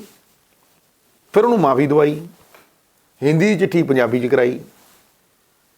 ਜੇਬਾਂ ਜੋ ਅਕਾਲ ਤਖਤ ਦੇ ਥਾਣੇਦਾਰ ਨੇ, ਮੇਰੇ ਜਥੇਦਾਰ ਨਿਕਲ, ਜਥੇਦਾਰ ਸਾਹਿਬ ਅਕਾਲ ਤਖਤ ਤੋਂ ਉੱਤੇ ਕੋਈ ਚੀਜ਼ ਹੈ? ਜਥੇਦਾਰ ਸਾਹਿਬ ਜੇਬਾਂ 'ਚੋਂ ਨਿਕਲਣ, ਉਹਨਾਂ ਨੂੰ ਤਲਬ ਕਰੋ ਤੁਸੀਂ ਚੀਫ ਮਿਨਿਸਟਰ ਦੀ ਕੋਠੀ। ਹਾਂਜੀ, ਮਤਲਬ ਉਹ ਪੰਥ ਜਿਹਦੇ ਨਾਂ ਦੇ ਉੱਤੇ 40 ਸਾਲ ਪ੍ਰਕਾਸ਼ ਸਿੰਘ ਬਾਦਲ ਨੇ ਰਾਜ ਕੀਤਾ, ਉਹ ਪੰਥ ਡਟ ਕੇ ਖੜਾ ਸੀ। ਇਹਦੇ ਮੂਹਰੇ ਕੋਈ ਹੋਰ ਨਹੀਂ ਸੀ ਖੜਾ। ਤੇ ਲੋਕਾਂ ਦੀ ਅਦਾਲਤ ਨੇ ਤਾਂ ਦਿੱਤੀ ਨਾ ਸਜ਼ਾ। ਦੁਬਾਰਾ ਭੰਨ ਭੱਜੇ, ਅਜੇ ਵੀ ਨਹੀਂ ਸਿੱਖਦੇ, ਅਜੇ ਵੀ ਨਹੀਂ ਸਿੱਖਦੇ। ਔਰ ਤੁਸੀਂ ਇਹ ਦੇਖ ਲਿਓ, ਗੁਰੂ ਅਪਰੰਪਾਰ ਹੈ। ਦੇਖੋ, ਉਹਨੂੰ ਜੇ ਉਹ ਇਨਸਾਫ ਕਰਨਾ ਚਾਹਵੇ ਇੱਕ ਦਿਨ 'ਚ ਕਰਦੇ, ਪਰ ਉਹਨੇ ਪੂੰਝ ਕੇ ਰੱਖਤੇ ਨਾ 2-3 ਚੀਫ ਮਿਨਿਸਟਰ। ਸ਼ਾਇਦ ਇਹ ਸਫਾਈ ਹੋ ਰਹੀ ਹੈ। ਮੈਂ ਤੇ ਰਜ਼ਾ 'ਚ ਰਾਜ਼ੀ ਰਹਿਣ ਵਾਲਾ ਬੰਦਾ, ਮੈਂ ਤੇ ਬਾਬੇ ਨਾਨਕ ਦੇ ਫਲਸਫੇ ਨੂੰ ਮੰਨਣ ਵਾਲਾ ਬੰਦਾ। ਮੈਂ ਤੇ ਇਹ ਮੰਨਦਾ ਕਿ ਜੇ ਕਰਤਾਰਪੁਰ ਦਾ ਲਾਂਘਾ ਖੁੱਲ੍ਹ ਸਕਦਾ ਹੈ ਤੇ ਪੰਜਾਬ ਨੂੰ ਸੰਵਰਨ ਨੂੰ ਦੇਰ ਨਹੀਂ ਲੱਗਣੀ। ਜਿੱਦਣ ਉਹਦੀ ਨਜ਼ਰ ਹੋਈ, ਜਿੱਦਣ ਕੋਈ ਨੇਕ ਆਦਮੀ ਉੱਤੇ ਆ ਕੇ ਬਹਿ ਗਿਆ ਨਾ ਤੇ ਪਾਲਿਸੀ, ਔਰ ਮੈਂ ਗਰੰਟੀ ਦਿੰਦਾ ਭਾਜੀ, ਕੋਈ ਪਾਲਿਸੀ ਦੇ ਉੱਤੇ ਆ ਕੇ ਮੇਰੇ ਨਾਲ ਵਧੀਆ ਪਾਲਿਸੀ ਦੇਵੇ, ਮੈਂ ਉਹਦੇ ਮਗਰ ਤੁਰੂ, ਪੈਰ ਤੋਂ ਪੀਊਂ। ਖੜਦਾ ਕੋਈ? ਪੋਲੀਟਿਕਸ ਧੰਦਾ ਬਣ ਚੁੱਕੀ ਹੈ ਭਾਜੀ, ਇੱਕ ਬਿਜ਼ਨਸ ਹੈ। ਬਿਜ਼ਨਸ ਇੰਟਰਸਟ ਅਸੀਂ ਪ੍ਰੋਟੈਕਟ ਕਰ ਰਹੇ। ਕਦ ਤੱਕ ਚੱਲੂ? ਤੁਸੀਂ ਇਹ ਸੂਬੇ ਨੂੰ ਬਰਬਾਦ ਕਰਨ ਦਾ ਹੱਕ ਕਿਸੇ ਨੂੰ ਨਹੀਂ ਹੈ ਭਾਜੀ। ਪਰ ਨਵਜੋਤ ਜੀ, ਇਸ ਵੇਲੇ ਜਿਵੇਂ ਤੁਹਾਡੀ ਪਾਰਟੀ 'ਚ ਡਿਫਰੈਂਟ ਕਿਸਮ ਦੀਆਂ ਆਵਾਜ਼ਾਂ ਉੱਠ ਰਹੀਆਂ, ਜਿਵੇਂ ਤੁਸੀਂ ਕਹਿੰਦੇ ਇੰਟਰਸਟ ਹੈਗੇ ਨੇ ਲੋਕਾਂ ਦੇ, ਡਿਫਰੈਂਟ ਇੰਟਰਸਟ ਹੈਗੇ ਕਦ ਨੇ। ਨਹੀਂ ਸੀ, ਸਦੀਆਂ ਤੋਂ ਹੈ। ਪਰ ਤੁਸੀਂ ਕਿਵੇਂ ਡੀਲ ਕਰੋਗੇ? ਮੇਰੀ ਗੱਲ ਇਲੈਕਸ਼ਨਾਂ ਨੇ ਕੱਲ੍ਹ ਨੂੰ ਦੇਖੋ, ਇਹ ਅਨੁਸ਼ਾਸਨ ਮੈਂ ਤੁਹਾਨੂੰ ਪਹਿਲੀ ਗੱਲ ਵੀ ਮੈਂ ਤੁਹਾਨੂੰ ਪਹਿਲਾਂ ਵੀ ਕਿਹਾ ਸੀਗਾ ਭਾਜੀ ਕਿ ਦੇਖੋ ਪੋਲਿਟਿਕਸ ਦੇ ਵਿੱਚ 5 ਦਾ 500 ਕੀਤਾ ਜਾਂਦਾ ਹੈ ਤੇ 1000 ਵਾਲੇ ਨੂੰ ਜ਼ੀਰੋ ਬਣਾਇਆ ਜਾਂਦਾ ਹੈ ਪੈਸੇ ਖਾਤਰ। ਇਹ ਇਲੈਕਸ਼ਨ ਹਰਾਮ ਤੇ ਈਮਾਨ ਦਾ ਇਲੈਕਸ਼ਨ ਹੈ ਭਾਜੀ। ਇਹ ਹੱਕ ਹਲਾਲ, ਨੇਕੀ, ਪੰਜਾਬ ਦੀ ਹੋਂਦ, ਪੰਜਾਬ ਦੀ ਐਗਜ਼ਿਸਟੈਂਸ ਤੇ ਦੂਜੇ ਪਾਸੇ ਬੇਈਮਾਨ ਖੜੇ ਪੈਸੇ ਲੈ ਕੇ ਹਰਾਮ ਦੇ। ਇਹ ਮਲਿਕ ਭਾਗੂਆਂ ਤੇ ਭਾਈ ਲਾਲੂਆਂ ਦੀ ਲੜਾਈ ਹੈ। ਬਾਬੇ ਨਾਨਕ ਦਾ ਫਲਸਫਾ ਹਮੇਸ਼ਾ ਅੰਗ ਸੰਗ ਹੋ ਕੇ ਸਹਾਈ ਹੋ ਕੇ ਖੜੂ। ਕਦ ਨਹੀਂ ਸੀ ਸ਼ੈਤਾਨ। ਮੈਂ ਹਮੇਸ਼ਾ ਕਹਿਣਾ ਕਿ ਜਦੋਂ ਇੱਕ ਇਮਾਨਦਾਰ ਆਦਮੀ ਪਿੱਛੇ ਹਟਦਾ ਨਾ ਤੇ 200 ਚੋਰ ਅੱਗੇ ਆਉਂਦਾ। ਇਸ ਇਲੈਕਸ਼ਨ 'ਚ ਹਰੇਕ ਬੰਦੇ ਨੂੰ ਸਿਆਸੀ ਹੋਣਾ ਪਏਗਾ ਭਾਜੀ। ਉਹ ਭੇਡਾਂ ਦੇਖੀਆਂ ਨਾ, ਇੱਕ ਬਿੱਲਾ ਮੋਟਾ ਜਿਹਾ ਜਾਂ ਚੀਤਾ ਵੜਦਾ ਐ ਭੇਡਾਂ ਦੇ ਬਾੜੇ 'ਚ 100 ਮਾਰ ਦਿੰਦਾ, ਇੱਕ ਦੇ ਗਲ ਨੂੰ ਫੜਦਾ, ਦੂਜੀਆਂ ਐ ਪੂੰਛ ਗਈਆਂ ਹਿਲਾ ਕੇ ਮੈਂ ਗੱਲ। ਜੇ 2 ਮਾਰਨਾ ਡੁੱਕ ਤੇ ਉਹ ਮਰਨ ਚੱਕ ਕੇ ਬਾਹਰ। ਅਸੀਂ ਇਹੀ ਸੋਚਦੇ ਰਹਿੰਦੇ ਉਹ ਫਲਾਣੇ ਦੇ ਘਰ 'ਚ ਹੈ ਯਾਰ, ਸਾਨੂੰ ਕੀ ਤੇ ਮੈਨੂੰ ਕੀ, ਮੈਨੂੰ ਹੈ। ਔਰ ਮੈਂ ਆਹਵਾਨ ਕਰਦਾ ਕਿ ਹਰੇਕ ਨੂੰ ਸਿਆਸੀ ਹੋਣਾ ਪਏਗਾ, ਹਰੇਕ ਨੂੰ ਆਪਣਾ ਯੋਗਦਾਨ ਪਾਉਣਾ ਪਏਗਾ, ਹਰੇਕ ਨੂੰ ਇਹ ਸੋਚਣਾ ਪਏਗਾ ਕਿ ਜੇ ਸਾਹਮਣੇ ਘਰ 'ਚ ਨਸ਼ਾ ਵਿਕਦਾ ਹੈ ਤੇ ਯਾਰ ਮੇਰੇ ਘਰ 'ਚ ਵੀ, ਮੇਰੀ ਕੁੜੀ ਨੂੰ ਵੀ ਨਸ਼ਾ ਲੱਗ ਸਕਦਾ ਹੈ। ਜਦ ਤੱਕ ਇਹ ਭਾਵਨਾ ਨਹੀਂ ਆਏਗੀ, ਜਦ ਤੱਕ ਅਸੀਂ ਸਾਰੇ ਸਿਆਸੀ ਹੋ ਕੇ ਪੰਜਾਬ ਦੇ ਲਈ ਨਹੀਂ ਲੜਾਂਗੇ, ਪੰਜਾਬ ਨੂੰ ਵੋਟ ਨਹੀਂ ਪਾਵਾਂਗੇ ਔਰ ਆਪਣੇ ਨਿੱਜੀ ਹਿੱਤਾਂ ਦੇ ਬਾਰੇ ਨਾ ਸੋਚਾਂਗੇ ਤੇ ਤਦ ਤੱਕ ਇਹ ਸੂਬਾ ਸੰਵਰਨਾ ਨਹੀਂ। ਕਿਉਂਕਿ ਭਾਜੀ ਲੋਕਾਂ ਦੇ ਟੈਕਸ 50-52 ਹਜ਼ਾਰ, ਇਹ ਆਮ ਆਦਮੀ, ਗਰੀਬ ਆਦਮੀ, ਨੌਕਰੀ ਪੇਸ਼ਾ ਆਦਮੀ ਟੈਕਸ ਦੇ ਰਿਹਾ ਪੰਜਾਬ 'ਚ, ਤੇ ਅਮੀਰ ਆਦਮੀ 225 ਕਰੋੜ ਰੁਪਏ ਦੇ ਰਿਹਾ ਡਾਇਰੈਕਟ ਟੈਕਸ, ਇਨਕਮ ਟੈਕਸ, ਫਲਾਨਾ ਟੈਕਸ। ਤੇ ਜਿਹੜੇ ਤੇਲ ਦੇ ਉੱਤੇ ਟੈਕਸ, ਪੈਟਰੋਲ ਦੇ ਉੱਤੇ ਟੈਕਸ, ਲੂਣ ਤੇ ਟੈਕਸ, ਤੇਲ ਤੇ ਟੈਕਸ, ਟੋਲ ਟੈਕਸ, ਇਹ ਗਰੀਬ ਦੇ ਰਿਹਾ 51,000 ਕਰੋੜ। ਉਹ ਸੋਚਦਾ ਕਿ ਆਪਣੀ ਸਰਕਾਰ ਤੇ ਜਿਹੜਾ ਕਰਜ਼ਾ ਹੈ ਉਹ ਸਰਕਾਰ ਦਿੰਦੀ ਹੈ, ਸਰਕਾਰ ਥੋੜ੍ਹਾ ਦਿੰਦੀ ਹੈ। ਉਹ ਭਾਈ ਤੁਸੀਂ ਦੇ ਰਹੇ ਹੋ, ਉਹ ਤੁਸੀਂ ਦੇ ਰਹੇ ਹੋ ਗੁਰੂ ਹੈਂ। ਲੂਣ ਤੇ, ਤੇਲ ਤੇ, ਪੈਟਰੋਲ ਤੇ, ਡੀਜ਼ਲ ਤੇ, ਟੋਲ ਤੇ ਤੁਸੀਂ ਦੇ ਰਹੇ ਹੋ। ਇਹ ਸਮਝਾਉਣਾ ਪੈਣਾ ਕਿ 500 ਰੁਪਏ 'ਚ ਆਪਣੇ ਹੱਕ ਨਾ ਵੇਚੋ, ਦਾਰੂ ਦੀ ਬੋਤਲ 'ਚ ਆਪਣੇ 5 ਸਾਲ ਦੇ ਹੱਕ ਨਾ ਵੇਚੋ। ਕਿਉਂਕਿ ਐਤਕੀ ਜੇ ਅਸੀਂ ਫਾਲਟਰ ਕਰ ਗਏ, ਇਹ ਸੂਬਾ ਸੰਭਾਲਣਾ ਔਖਾ ਹੋ ਜਾਣਾ, ਇਰਰਿਪੇਅਰੇਬਲ ਡੈਮੇਜ ਹੋ ਜਾਣਾ ਭਾਜੀ। ਅੱਜ ਤੇ ਡੈਮੇਜ ਕੰਟਰੋਲ ਹੈ, ਫਿਰ ਇਰਰਿਪੇਅਰੇਬਲ ਡੈਮੇਜ ਹੋ ਜਾਣਾ, ਕਿਉਂਕਿ ਵੋਟਾਂ ਦੀ ਪੋਲਰਾਈਜੇਸ਼ਨ ਹੀ ਹੈ। ਤਾਂ ਤੁਸੀਂ ਦੇਖੋ ਗੁਰੂ ਦੇ ਅੰਗ ਖਿਲਾਰ ਤੇ ਗੁਰੂ ਦਾ ਹੀ ਸੌਦਾ ਕਰ ਲਿਆ ਇਹਨਾਂ ਨੇ। ਦੱਸੋ ਇਦੋਂ ਗਿਰੀ ਹੋਈ ਗੱਲ ਮੈਂ ਸੋਚ ਨਹੀਂ ਸੀ ਸਕਦਾ ਭਾਜੀ ਮੇਰੀ ਜ਼ਿੰਦਗੀ ਦੇ ਵਿੱਚ ਕਿ ਕੋਈ ਪੋਲੀਟੀਸ਼ੀਅਨ ਇੰਨਾ ਭੁੱਖੜ ਹੋ ਸਕਦਾ ਹੈ, ਇੰਨਾ ਹਿਰਸੀ, ਇੰਨਾ ਗਰੀਡੀ ਹੋ ਸਕਦਾ ਹੈ ਕਿ ਉਹ ਡਰੱਗ ਵੇਚਣ ਲੱਗ ਜੂ, ਉਹ ਚਿੱਟਾ ਵੇਚਣ ਲੱਗ ਜੂ। ਉਹਦੀਆਂ ਲਾਲ ਬੱਤੀਆਂ ਵਾਲੀਆਂ ਗੱਡੀਆਂ ਦੇ ਵਿੱਚ ਚਿੱਟਾ ਵਿਕੂ, ਉਹਦੇ ਨਾਲ ਤਸਕਰ ਸੌਣਗੇ, ਉਹਨਾਂ ਦੀ ਐਕਸਟ੍ਰੈਡੀਸ਼ਨ ਨਹੀਂ ਹੋਊਗੀ ਵੀ ਉਹਦਾ ਨਾਂ ਨਾ ਲਿੱਤਾ ਜਾਵੇ, ਤੇ ਜਿਹੜਾ ਕੋਈ ਅਫਸਰ ਨਾਂ ਲਊਗਾ ਉਹਦੀ ਬਦਲੀ ਹੋ ਜੂਗੀ। ਇਹ ਪੰਜਾਬ ਹੈ ਭਾਜੀ ਗੁਰੂ ਨਾਨਕ ਦੇਵ ਜੀ ਦਾ। ਹਾਂਜੀ, ਜਦੋਂ ਗੁਰੂ ਗੋਬਿੰਦ ਸਿੰਘ ਪਾਤਸ਼ਾਹ, ਮੇਰੀ ਮਾਂ, ਮੇਰੇ ਪਿਓ ਨੇ ਇਹੀ ਸਿਖਾਇਆ ਸਾਨੂੰ। ਜਦੋਂ ਚਮਕੌਰ ਦੀ ਗੜੀ ਦੇ ਵਿੱਚੋਂ ਨਿਕਲਣ ਲੱਗੇ, ਸਿੰਘ ਸ਼ਹੀਦ ਹੋ ਗਏ ਸੀ ਤੇ ਪਵਿੱਤਰ ਦੇਹ ਪਈ ਸੀ ਸਾਹਿਬਜ਼ਾਦਾ ਅਜੀਤ ਸਿੰਘ ਦੀ। ਅੱਜ ਵੀ ਸਾਹਿਬਜ਼ਾਦਿਆਂ ਦਾ ਚੱਲ ਰਿਹਾ ਜੋੜ ਮੇਲਾ, ਤੇ ਉੱਥੇ ਭਾਈ ਸਾਹਿਬ ਨੇ ਆਪਣਾ ਚਾਦਰਾ ਖੋਲ ਕੇ ਉਹਦੇ ਉੱਤੇ ਪਾਉਣ ਦੀ ਕੋਸ਼ਿਸ਼ ਕੀਤੀ ਤੇ ਗੁਰੂ ਸਾਹਿਬ ਨੇ ਕਿਹਾ ਰੁਕ ਜਾ ਭਾਈ, ਜੇ 40 ਦੇ ਪਾਉਣ ਨੂੰ ਹੈ ਤੇ ਪਾਈ, ਇਹ ਵੀ ਮੇਰੇ ਪੁੱਤਰ ਨੇ। ਅਸੀਂ ਕਦੇ ਸ਼ਾਸਕ ਭਾਵ ਸਿੱਟ ਕੇ, ਸ਼ਾਸਕ ਭਾਵ ਹਾਂ ਮੇਰਾ ਧੌਣ ਫਸੀ ਹੈ ਤਾਂ ਇਹਦੀ ਗੱਡੀ 'ਚ, ਉਹ ਗੱਡੀ 'ਚ, ਕਦੇ ਸ਼ਾਸਕ ਭਾਵ ਸਿੱਟ ਕੇ ਸੋਚਿਆ ਭਾਜੀ? ਜਦੋਂ ਤੁਸੀਂ ਆਪਣਾ ਮੁੰਡਾ ਪੜ੍ਹਾਉਣਾ ਹੁੰਦਾ, ਕਦੇ ਕੋਈ ਕਿਸ ਤੋਂ ਪੁੱਛਦਾ ਵੀ ਮੈਂ ਮੁੰਡਾ ਕਿੱਥੇ ਪੜ੍ਹਾਵਾਂ? ਤੇ ਇਹ ਮੁੰਡੇ ਪੰਜਾਬ ਦੇ ਜਿਹੜੇ ਬਾਹਰ ਜਾਈ ਜਾਂਦੇ, ਸਾਡੇ ਮੁੰਡੇ ਨਹੀਂ ਭਾਜੀ। ਇਸ ਸ਼ਾਸਕ ਭਾਵ ਨੂੰ ਕੋਈ ਸਿੱਟ ਕੇ ਕੋਈ ਨਹੀਂ ਸੋਚੂਗਾ, ਭੈਣ ਭਾਈ ਦੇ ਮਤਲਬ ਪਰਿਵਾਰਕ ਜਿਹੜੀ ਏਕਤਾ ਉਹਨੂੰ ਨਹੀਂ ਜਗਾਊਗਾ। ਕੋਈ ਪਿਓ ਵਰਗਾ ਚੀਫ ਮਿਨਿਸਟਰ ਨਹੀਂ ਆਊਗਾ, ਆਊਗਾ ਗੁਰੂ ਲਿਆਊਗਾ, ਵਾਹਿਗੁਰੂ ਦੀ ਮਿਹਰ ਨਾਲ ਆਊਗਾ ਔਰ ਪੰਜਾਬ ਨੂੰ ਸਵਾਰ ਕੇ ਜਾਊਗਾ। ਮੇਰੀ ਗੱਲ ਯਾਦ ਰੱਖਿਓ, ਮੇਰਾ ਨਾ ਹੌਸਲਾ ਉਦੋਂ ਕਰਤਾਰਪੁਰ ਵੇਲੇ ਟੁੱਟਿਆ, ਨਾ ਕਦੇ ਅੱਜ ਤੱਕ ਪਿਛਲੇ 17 ਸਾਲ ਦੀ ਜੱਦੋ ਜਹਿਦ ਸੰਘਰਸ਼ ਗਹਿਣਾ ਸਿੱਧੂ ਦਾ, ਨਾ ਕਦੇ ਉਹਦਾ ਤਿਆਗਣ ਵੇਲੇ ਨਾ ਸਮਝੌਤਾ ਕੀਤਾ। ਇਹ ਗੁਰੂ ਸਵਾਰੇਗਾ ਜੀ। ਮੈਂ ਤੁਹਾਨੂੰ ਅੱਜ ਦੱਸ ਦਿੰਦਾ, ਅਸੀਂ ਹਾਰ ਕੇ ਨਹੀਂ ਭੱਜਣ ਵਾਲੇ, ਪਿੱਠ ਦਿਖਾਣੀ ਨਹੀਂ, ਇਸ ਸੂਬੇ ਨੂੰ ਪਿੱਠ ਨਹੀਂ ਦਿਖਾਣੀ। ਦੇਖੋ, ਇਸ ਮਿੱਟੀ ਦਾ ਕਰਜ਼ ਕੋਈ ਚੁਕਾ ਨਹੀਂ ਸਕਦਾ। ਸਭ ਤੋਂ ਵੱਡਾ ਅਗਰ ਕੋਈ ਬੰਦੇ ਦਾ ਭਾਵ ਹੈ ਤੇ ਉਹ ਰਾਸ਼ਟਰ ਧਰਮ ਲਈ ਹੈ। ਉਸੇ ਨੇ ਭਗਤ ਸਿੰਘ ਬਣਾਇਆ, ਤੇ ਜੇ ਇਸ ਮਿੱਟੀ ਲਈ ਨਾ ਲੜੇ ਤੇ ਫਿਰ ਉਹ ਟੈਸਟ ਮੈਚ ਖੇਡੇ, ਕਮੈਂਟਰੀਆਂ ਕੀਤੀਆਂ, ਪੈਸੇ ਕਮਾਏ, ਨਾਮ ਯਸ਼, ਮਿੱਟੀ ਹੈ ਉਹ।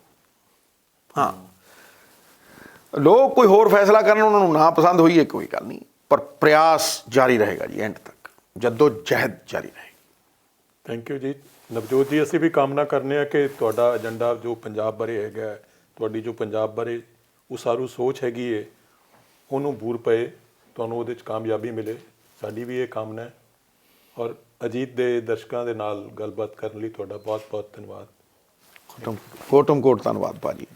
ਦੇਸ਼ ਦੁਨੀਆ ਦੀਆਂ ਤਾਜ਼ਾ ਖਬਰਾਂ ਦੇ ਲਈ ਹੁਣੇ ਪਲੇ ਸਟੋਰ ਤੋਂ ਡਾਊਨਲੋਡ ਕਰੋ ਪੰਜਾਬ ਦੀ ਆਵਾਜ਼ ਅਜੀਤ ਨਿਊਜ਼ ਐਪ। ਹੁਣ ਤੁਹਾਡਾ ਆਪਣਾ ਅਜੀਤ ਹਰ ਸੋਸ਼ਲ ਮੀਡੀਆ ਪਲੇਟਫਾਰਮ ਦੇ ਉੱਤੇ ਉਪਲਬਧ ਹੈ। ਫੇਸਬੁੱਕ ਦੇ ਉੱਤੇ ਹੁਣੇ ਲਾਈਕ ਤੇ ਫੋਲੋ ਕਰੋ ਅਜੀਤ ਦਾ ਅਫੀਸ਼ੀਅਲ ਪੇਜ ਡੇਲੀ ਅਜੀਤ, ਤੇ ਹਾਂ, ਨਾਲ ਹੀ ਦੋਸਤਾਂ ਨੂੰ ਪੇਜ ਲਾਈਕ ਕਰਨ ਦੇ ਲਈ ਇਨਵਾਈਟ ਕਰਨਾ ਨਾ ਭੁੱਲਣਾ। ਇੰਨਾ ਹੀ ਨਹੀਂ, ਹਿੰਦੀ ਦੇ ਵਿੱਚ ਖਬਰਾਂ ਵਾਸਤੇ ਲਾਈਕ ਤੇ ਫੋਲੋ ਕਰੋ ਸਾਡਾ ਫੇਸਬੁੱਕ ਪੇਜ ਅਜੀਤ ਸਮਾਚਾਰ ਹਿੰਦੀ। YouTube ਦੇ ਉੱਤੇ ਵੀਡੀਓ ਖਬਰਾਂ ਦੇਖਣ ਦੇ ਲਈ ਹੁਣੇ ਸਬਸਕ੍ਰਾਈਬ ਕਰੋ ਅਜੀਤ ਦਾ official YouTube channel Ajit web TV। ਤੁਹਾਡਾ ਆਪਣਾ ਅਜੀਤ ਹੁਣ ਟਵਿੱਟਰ ਤੇ ਇੰਸਟਾਗ੍ਰਾਮ ਦੇ ਉੱਤੇ ਵੀ ਉਪਲਬਧ ਹੈ। ਟਵਿੱਟਰ ਦੇ ਉੱਤੇ ਖਬਰਾਂ ਦੇ ਲਈ ਫੋਲੋ ਕਰੋ ਡੇਲੀ ਅਜੀਤ, ਤੇ ਇੰਸਟਾਗ੍ਰਾਮ ਦੇ ਉੱਤੇ ਖਬਰਾਂ ਦੇ ਨਾਲ ਵੀਡੀਓ ਦੇਖਣ ਦੇ ਲਈ ਫੋਲੋ ਕਰੋ ਬਲੂ ਟਿਕ ਵਾਲਾ ਸਾਡਾ ਅਫੀਸ਼ੀਅਲ ਚੈਨਲ ਡੇਲੀ ਅਜੀਤ। ਇੰਨਾ ਹੀ ਨਹੀਂ, ਅਜੀਤ ਦੇ ਵੀਡੀਓ ਹੁਣ ਤੁਸੀਂ Apple TV ਦੇ ਉੱਤੇ ਵੀ ਵੇਖ ਸਕਦੇ ਹੋ, ਤੇ ਨਾਲ ਹੀ ਅਜੀਤ ਅਖਬਾਰ ਦਾ ਡਿਜੀਟਲ ਐਡੀਸ਼ਨ ਪੜ੍ਹਨ ਦੇ ਲਈ ਡਾਊਨਲੋਡ ਕਰੋ ਅਜੀਤ ਈ-ਪੇਪਰ ਐਪ। ਤੁਹਾਡਾ ਆਪਣਾ ਭਰੋਸੇਯੋਗ ਚੈਨਲ, ਤੁਹਾਡੀ ਆਪਣੀ ਆਵਾਜ਼, ਪੰਜਾਬ ਦੀ ਆਵਾਜ਼ ਅਜੀਤ।